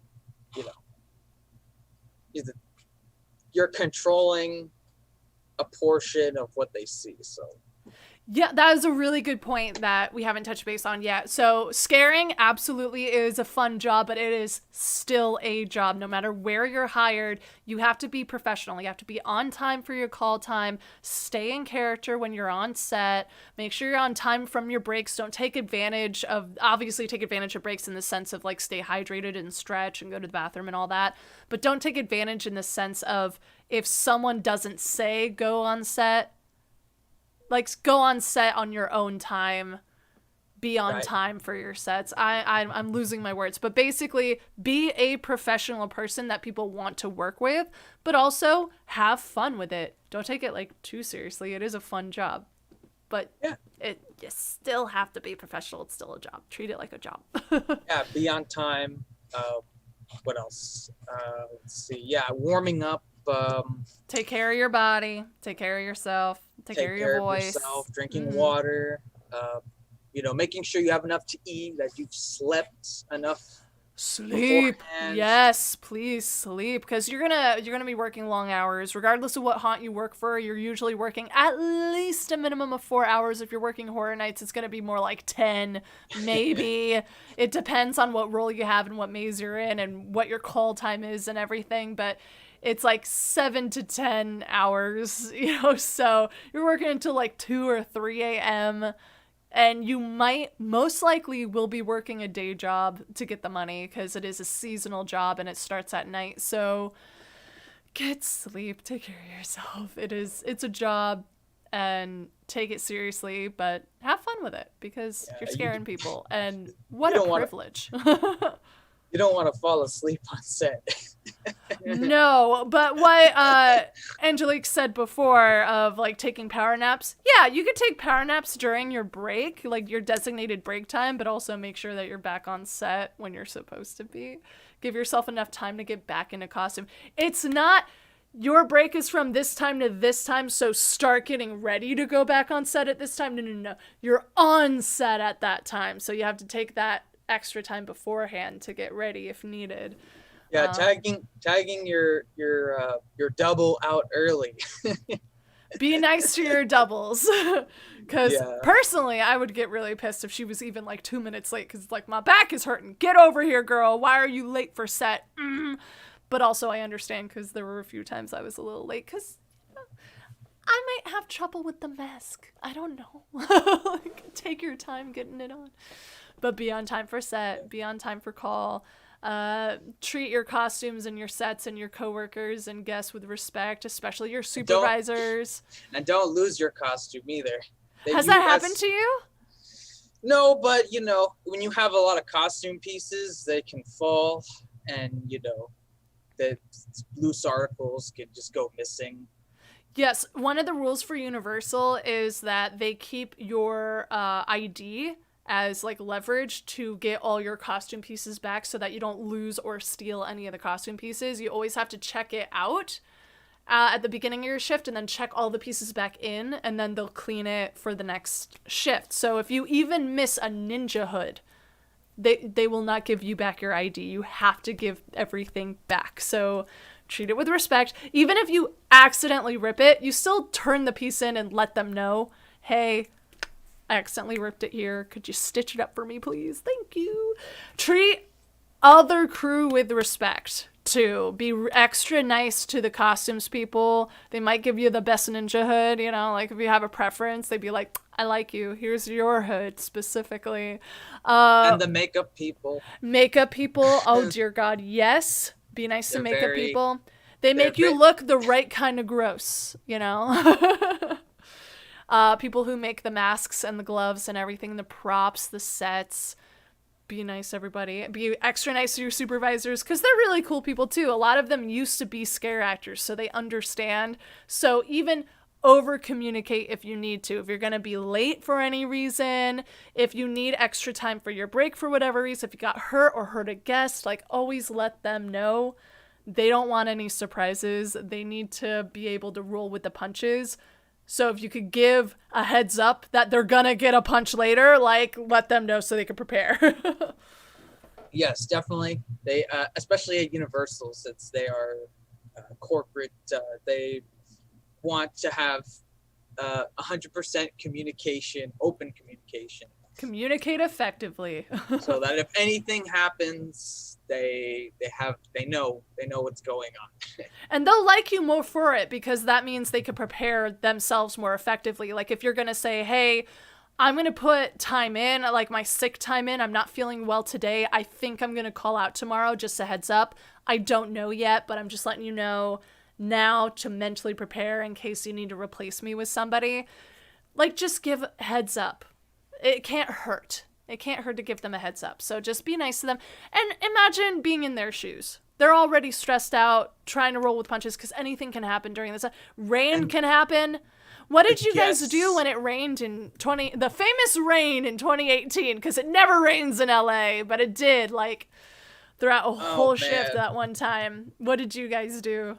It was almost I believe it was a power fuse that was going to blow if they didn't, do something about it. The tech didn't do something about it because it was heavily raining and all those wires on the top of the maze are just exposed. Oh no. There's no covering, so they had to have everybody come out because it's an electrical hazard. Like literally at the end of the maze, there's like a huge puddle, like up to your kneecap almost. Ooh, a little below it. Oh yeah. No. Yeah, we do not prepare for rain. There's no real need to, but then when it does rain, it's like, oh no, we can't do anything. I don't know why they didn't see it coming, but you should prepare for rain anyway. It could possibly rain. Yeah, it's LA. It almost never rains, but it almost never rains. It could still rain. Yeah, I was willing to go back out in the street and scare as the wolf, but the makeup people, like the people in charge of my mask and my gloves and everything, they stepped in and told my supervisor, if you put her out on the street, I am coming for you. This mask is not going to get moldy and mildewy. No, she is not going out in the rain. She is staying put. And I'm like, no trench foot. I tried. I was willing to go out there and be a good scare actor, but I can't because the costumes is yelling at me. So I'm going to stay backstage and play video games with my friends. Which is what we did. We played Mortal Kombat. Oh. It was awesome. We were spoiled. We had an actual place to go to get out of the rain. I felt so bad for everyone at like Terror Tram who were outside and like maybe they had a tent. I don't know what they did. I should have asked Angelique. I don't know if she was on Terror Tram in 2018. I forgot what she said she was. Oh, no, last year it was Leprechaun. Never mind. I get my years mixed up. Anyway, any other fun scare stories? Like what has been the biggest and best reaction that you can think of when you scared somebody? Anything that surprised you or stuck out to you? Oh, I have different stories. So funny ones, just have your knock pick. Out of the boy. Have your pick. Tell me something. When I put those long, elongated hands against that window, I was like, help me. And then some like girl just goes up and puts her breasts up on on the window. Oh no. Like exposed or like still covered with the shirt? No, just messing around. Oh, okay, so she just like straight up went like, that's still bad though. That's so bad. Oh god. Passive reaction, sometimes I just see, a dad and a mom, they'd be like, he's turning. Very observant of you. Yes. Good job. When I see my friends go through, they're like, I can't help you, Robert. No, I can't. Help me, James. Not this time, sorry, bye. Just walking by. Do you do anything special when you see your friends go through versus random guests? It depends because it just happens where I happen to be at. You know, that's I true. kind of have to improv. If I can't do anything, I will do it, but it's usually all like based on the circumstance. For the Universal Monsters, I did something really bad. What'd you do? Are you okay sharing it? Oh man, they're probably not gonna appreciate it, but I didn't. It wasn't that bad. As I said, okay, so you know how we're not supposed to talk, right? Yeah. Yeah, I said one word because like there's audio playing in the maze of it's John Murdy's voiceover of I guess the Eric, the Phantom. Oh yeah, he did record himself, didn't he? Yeah, he records himself sometimes for things. He likes to get in the zones too, you know. Yeah, he says, feast your eyes, clutch your soul on my accursed ugliness. I remember that. Okay. So that would repeat throughout the night with dripping sound effects. And that was a poorly designed sewer, by the way. Black walls. It was a lot of black walls. John Murray and his black walls. At least, 2018, I think, was the year of the black walls and the long, empty hallways that everyone was making fun of. It's like, oh, look, another black hallway. But I would kind of treat it as like, I don't know if you've ever seen a movie where it's like the inside of a character's mind and he's like in a black background. Mm-hmm. It's just him isolated behind. Yeah, I tried to kind of treat it like that. That's a good way to go about it. Yeah. So what did you say to your friend? No, it wasn't my friend. It was a family of 4. It kind of looked, like how when you go to day ops, it's like a family, but the kids weren't that young, but right. Still, I would say the kids were like 12, maybe 13. They get younger every year. I notice that Benjamin Button style. Yeah, I don't know. Are they advertising it as such, as like a kids Halloween event, like Mickey's Halloween? I don't know what people are thinking, to be honest. All I remember in 2018 when I was in the zone, like I was in the scare zone, there were a lot of kids that I had to adopt in order to make them not scared anymore, where I would scare off the parents and have the kid follow me around and then scare off other Scareactors so they wouldn't be as scared going through other mazes. Like traumatized kids and really obnoxious teenagers really into Fortnite dances. Oh yeah, they would do that, wouldn't they? I was surrounded by a bunch of teens once, and we can't touch guests, we can't say anything, so I was literally just standing there and they were like flossing at me for like a few minutes, and I like looked over at security and they were just kind of laughing. I'm like, you're not? Okay, I can't do anything. I guess I'm just standing here.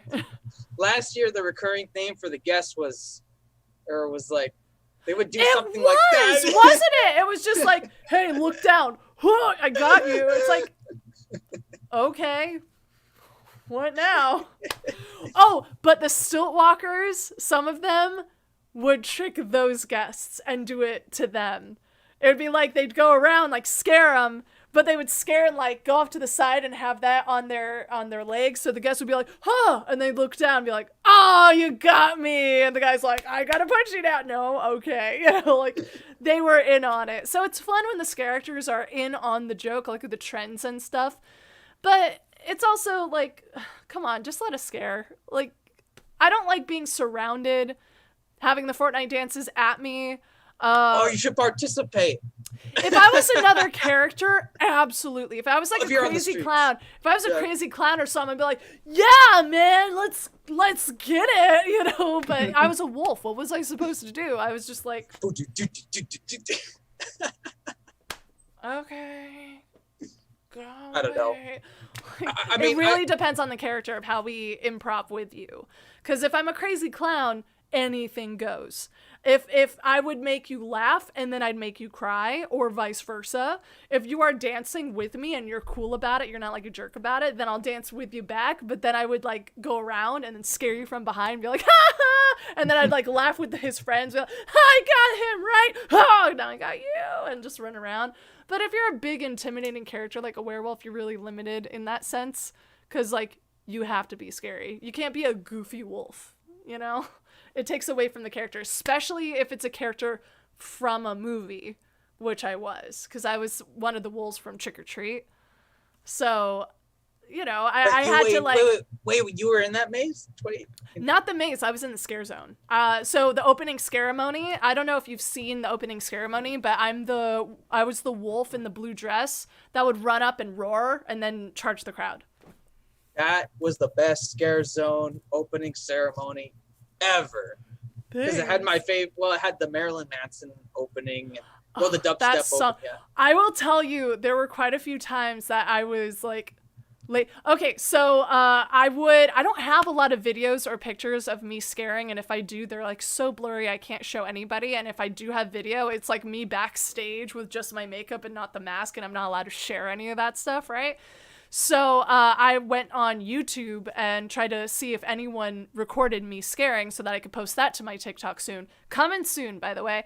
And a lot of it was from the ceremony. Being in the ceremony is very different from watching the ceremony, because I'll watch it and go, ooh, I was wearing those shoes, so that means it was the beginning of the run before they gave me my boots. Like, if I was wearing the ugly black boots, that's the beginning, because they didn't have the boots in my size that I needed to wear. So it's like I could tell timeline wise in the scare season what it was. Or and this is the funny bit, there were times that I was late for my load in area. So in the beginning, in like the beginning half of the season, we switched it up later, but the beginning half-ish of the season, we had to go backstage all the way around where the like dolls and the stiltwalkers, I guess, were hiding, and they would come out from like way back there. We had to go with them before the guests can, like before it all starts, go out that way and then go into a little hidey area there. And there's no other way to get there other than we had to be exposed briefly and go around. So if the ceremony has already started, if that big booming music already started, and I'm not in that position, I'm screwed. Man. I'm way further back than where I was supposed to be. I'm away from the other wolves. What do I do? And the first time that happened, it happened twice, I think, where they were having trouble. I needed help. It was like a full team that got me in that wolf, by the way. So I had my costume, which was like this almost like swimsuit-like fabric, and it was like really stretchy and stuff with the fur. But I would put my head on, and other people had to put my gloves on and then stretch that fabric over my gloves to keep them in place. So sometimes, and only costumes was allowed to do that because liability reasons. Don't want to file grievance. Well, it used to be that anyone could help me, but they realized that just the slightest tug on one of those fur hairs would cause me to be bald there.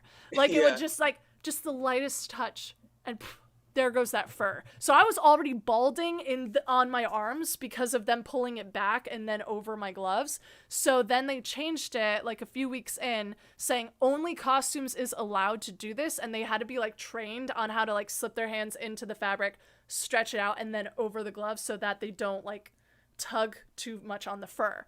So there was this one time where they had a new costumes person who didn't know this rule. So I went up to costumes. I'm like, can you put my gloves on? And they were doing it wrong. And I was like, no, you're supposed to do it like this. And I was like teaching them how to do it.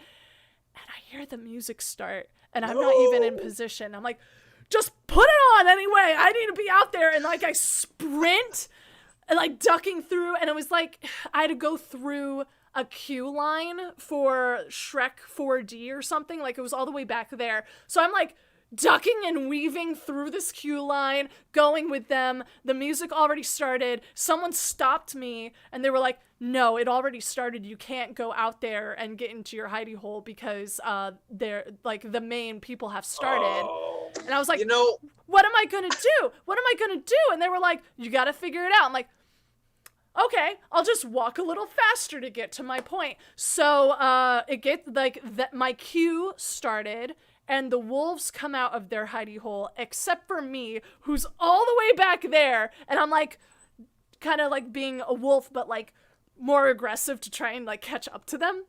And I did make it to my queue, but it's a subtle thing where anyone watching won't know something went wrong. But me watching it as someone recorded it, I knew exactly what day that was, what shift that was, and what went wrong. And I was like, reliving the horror. That was my panic of I'm not in my place on time. But it ended up okay. And then there was another time where I almost fell flat on my face during my roar.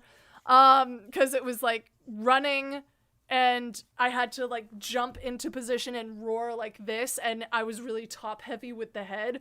So I was like, here, and oh no, I'm wobbling. Can anyone see me wobbling? Okay, roar is done. Charge the crowd.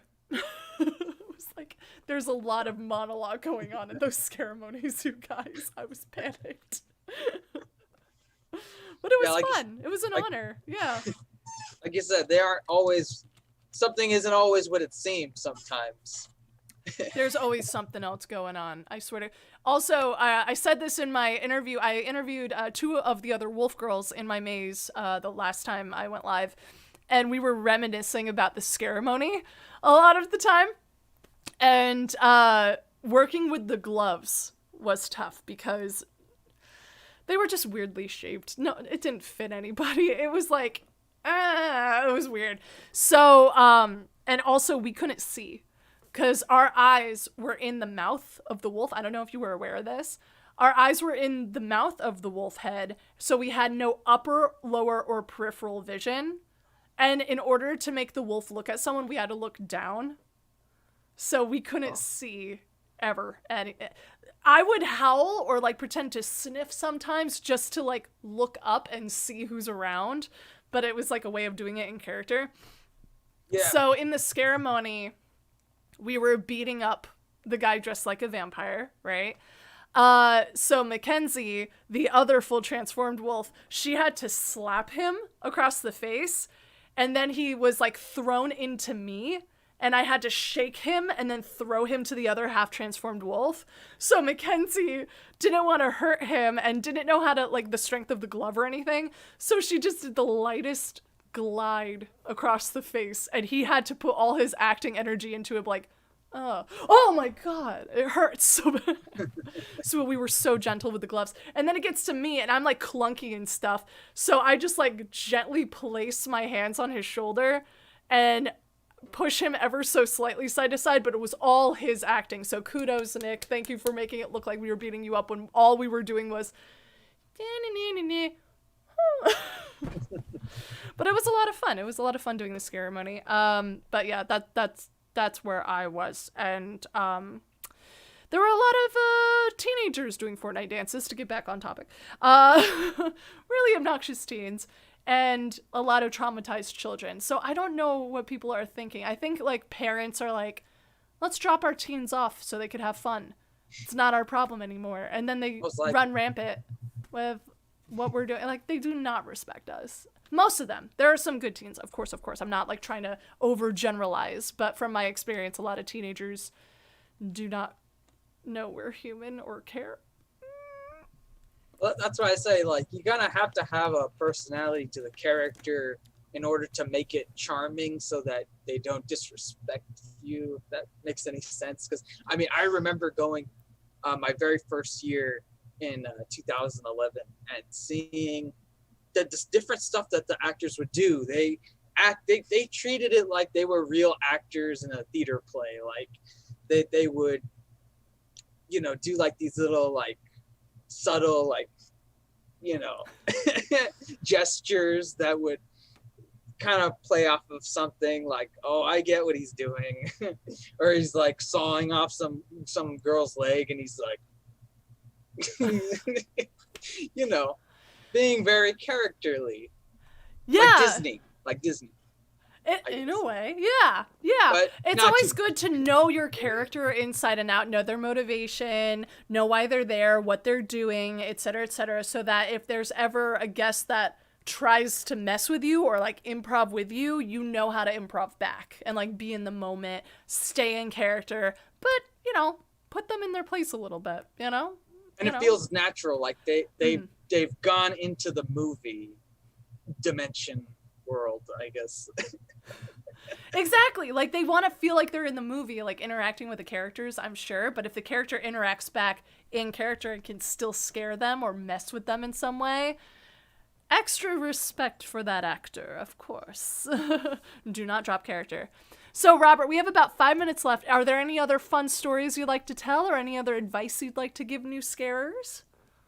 Yeah. Can I go with the stories? Absolutely. Go for it. Yeah. Let's see. What are those? Where did I leave off at the Phantom part? It was I had to do something with. Like a family was going through and they had teenagers, and what did you say to them? I think was where we were at. Sorry to go on a tangent. So they get right to my scare spot and they don't know I'm there because there's like a elastic curtain, and I pop out and go ugliness, and the dad is like, haha, like it got him to actually like, he was not expecting that. And it was in character too, so that's great. Yeah, when people walk through, you know, I would do like a Dr. Jekyll kind of thing where, you know, I don't know, I heard a mom going like, oh my God, what is that? And I'm stomping and like kind of revealing myself slowly out of like, because the way the spot was built, so there was the curtain and then it was like a hallway to the side with like a railing, you know how they build it. Yeah. Right. Yeah. So since it's on a wood platform, I would like stomp on the wood, and I would, I don't know, like almost like when you hear somebody walking toward you in the darkness, like that sound. It's the unknown that really creeps people out. It's like, oh my God, something's here, and I don't know what it is. Yeah. In the Phantom spot for the organ room, you remember that room, right? Yeah. Yeah. There's like a organ with disabled keys, so you press on the keys. It wouldn't work. It wouldn't work. But there's a track constantly playing throughout the night. So you mime it. Yeah. Yeah, miming it.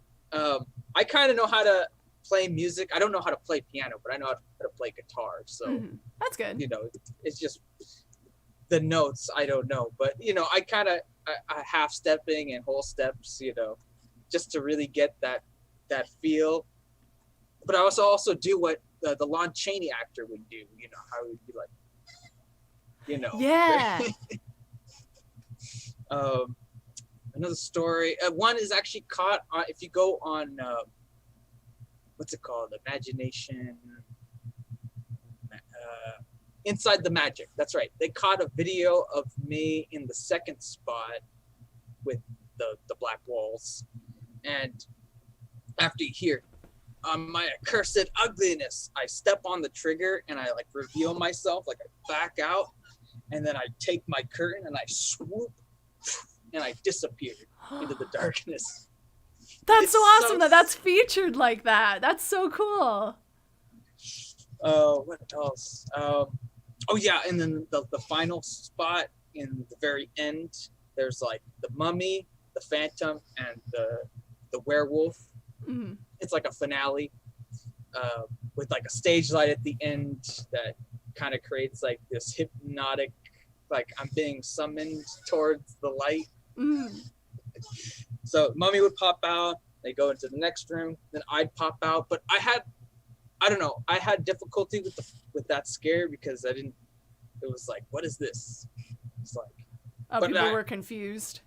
Because it would do like this alien, like, fluttering noise, you know, like. Okay. Eventually I was like, oh, like in the Lady Gaga music videos, like I could like go out in slow motion with that flashing light, Mhm. and it's like. Oh, so they had the strobe effect? Yeah, it's like I weird, love working with really, strobe. like... It's so creepy. But It also works if it goes dark at some point, if it goes completely black at some point, and it's like strobe and then it goes black. If you could time that right to get just an inch in front of their face before it goes, it looks like you're going through them with the strobe, and they get really freaked out. So I love that. I love that effect. Sorry, continue. I never talked about strobe on this before, I think, so I'm like, use it. No, that's exactly what I did. I got Chris Williams to go, whoa. Like, he was what a compliment. Dazed and confused for a second. But That's John the Birdie, best thing we can do. John Birdie. Any reaction from John Murdy is like, huge compliment. Oh, it was great. Oh, so any other, so it is 10:30, but do you have any other advice? Oh, let me say this. Let's see. Oh, I remember. You were talking about the organ and how the notes weren't working, but you know enough about music to make it look real. I will say, for advice for new scarers, if you are given a prop and you don't know how it works, it's not gonna look good. It's gonna end up confusing the guests. So do the research. If you don't know what you're working with, do the research on how to handle it realistically. So if you're working with an organ and you've never played piano, first off, know the track that's playing and know when to hit the notes, because it's gonna look weird if you're hitting notes and there's no sound, and vice versa, like if there's sound and you're not hitting notes. And also know generally hand positions, like how to make chords. And you could just keep doing that over and over, you know? So just know the basics of what you're working with. Like if you're working with a certain prop, like a pickaxe or something, and you're like swinging it around like this, that's not realistic because the top of the pickaxe is going to be much heavier than what you're holding. So like you got to like mime the weight. The weight's not going to be there. It's a prop. It's fake, but you want to make it look real. So learn how to pantomime, learn how to work with props. It's acting. It's acting. It's all acting. Scare acting is acting. So everyone asks like, oh, where do you take classes on learn how to scare act? You don't, but you can take acting classes if you're really that interested in putting that much effort into your scares. Because the more realistic it is, the more scared the people are going to be. I feel. That's my experience. But do you have any other advice for new scare actors, like how to get started, anything about acting specifically, like how to be a certain character, how to get scares? Yeah, for being a character, it's knowing the information about the character beforehand, and if you already know what he or she does, or whoever it is, that you practice it beforehand so that you kind of know, all right, am I doing it right? Is this actually how this person acts? Like, am I going to pull it off? And you could work with other people, and they could give you their opinion, and oh, well, I like that's just like the movie, or that's what a demon would do, or Yep, that's scary AF. You're good. Like, scared me to my core. Keep doing it. Yeah, definitely listen to other people and get their 2 cents worth, but also don't take it so seriously, because it's a lot of it's subjective. If it has to do with your safety, and like if you're really not doing anything scary, they might help you out. So listen to your veteran scare actors, get their opinions. Yeah. But also if it's your own character and they're trying to give you character advice, feel free to just take it with a grain of salt. Listen to what they say, but it's ultimately your scare and your character. So, but yeah, absolutely. Listen to people, get their 2 cents worth, because you don't know what you look like scared. It's not like you can hold up a mirror. Yeah, never go all out for a scare if you know it's like, never do something if you know it's not going to work out. Like, essentially, you pop out, right? Mm-hmm. But that person's gonna, you could see their body language. They look like they're in a fight response. Knowing the body language can really help if someone's going to commit a violent act. And you'll learn body language the more you scare. You'll understand. But most of the time, if someone's like this, get out. We have this thing called scare and get out. It's a huge tactic in scare acting, and everywhere has this, and they will tell you this for your own safety and also for the scare and everything. You go in, you scare the person, immediately get out of there because you don't know how they're going to react. And if you can predict how they're going to react, and hey, that dude is angry, he's going to throw a punch if I scare him or his girlfriend or whoever's with him, I'm just not going to scare. That's fair. That is absolutely fair. I am what you call a petty person. So if I'm like behind a sheet and I have a monitor and I know someone's in front of my sheet and they're like demanding the scare, I'm not going to scare you. I know you're there and you're yelling at me. I don't like to be yelled at, so I'm going to stay here. I'm not going to scare you. I'm not going to give you that pleasure because I know that's what I'm here for. I'm not your dancing monkey, okay? I'm going to scare when I want to scare. And also, it's not going to scare you. I'm popping out here. There was one time, I haven't told anyone this.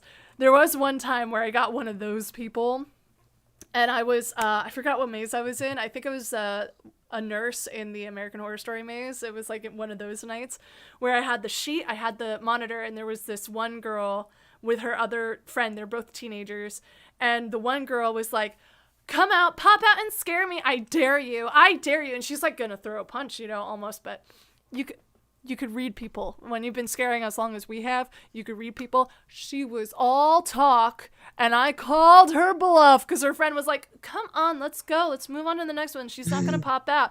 No, pop out and scare me. I dare you. No, come on, let's go. And she turns around to her friend and be like, will you stop? I want her to scare me. And as she turns her head, I don't even pop out. I just like have my eyes there. I just like move my curtain a little bit and I have my knife right here and I'm just like waiting for her to look at me.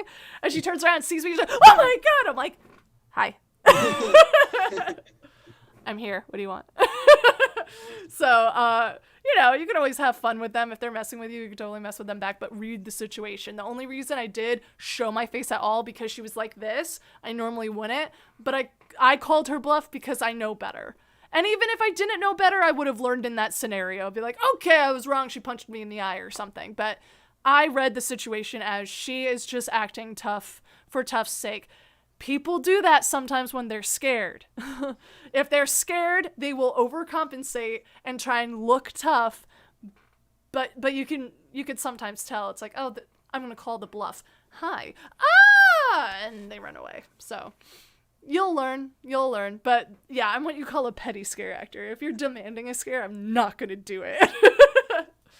Yeah, you don't always have to pop out, as long as they just see you, that's good enough. Because that's what they came to see you for, is just to get the image in their head. Absolutely. And also, if it's safer for you to not scare, don't scare. Your safety takes priority. You don't need to scare everybody. You could leave it to like Scareactors further down the line. But if you do see someone very problematic where you're like, that guy was going to punch me if I jumped out here, tell show control, tell your supervisor, hey, that guy's trouble. Kick him out. It's not always a guy. But, that person is going to do something and potentially hurt my fellow scarers or the set or something. Keep an eye on them. And then if they do anything, they're immediately kicked out. So, yeah. Anything else? Any other words of wisdom, Robert? And like how you said, take care of yourself. Your body is very important and fragile.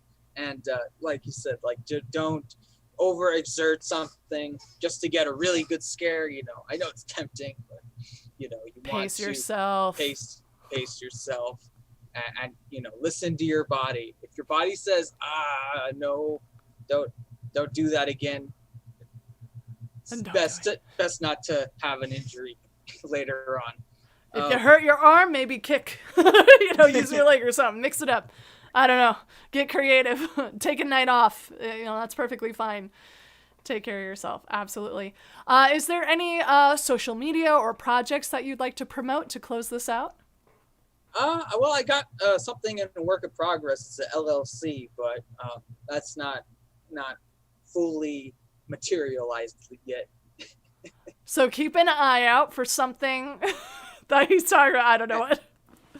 It's Outlanding Studios is a LLC that I'm working on.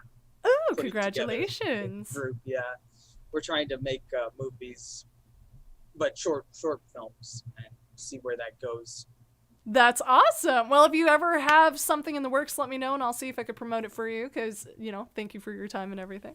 Fellow Scareactors, got to stick together. Thank you for having me. Yes, thank you so much for your time, Robert, and thank you for everyone who is watching this now. I go live every Monday, Wednesday, Saturday, 8 p.m. Pacific Standard Time, 11 p.m. Eastern, and I interview fellow scare actors like Robert here to tell their stories of memorable moments, any advice to give.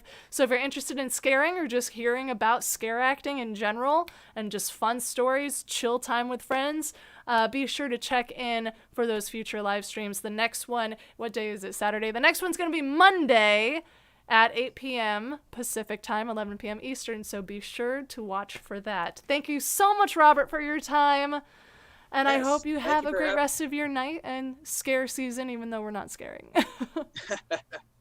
Good luck with the LLC. That's really exciting. Oh, yes. Thank you I hope I have answered all your questions. You have. Thank you. You did a great job. This was really fun. I hope you had fun, too. Oh, it was wonderful getting that out. I've never talked about that. Characters love to talk about scare acting. This is why I do this, Yeah, all right. Well, have a good night, Robert, and thank you so much, everyone in this stream. I will see you all on Monday. Bye. Take care. Bye.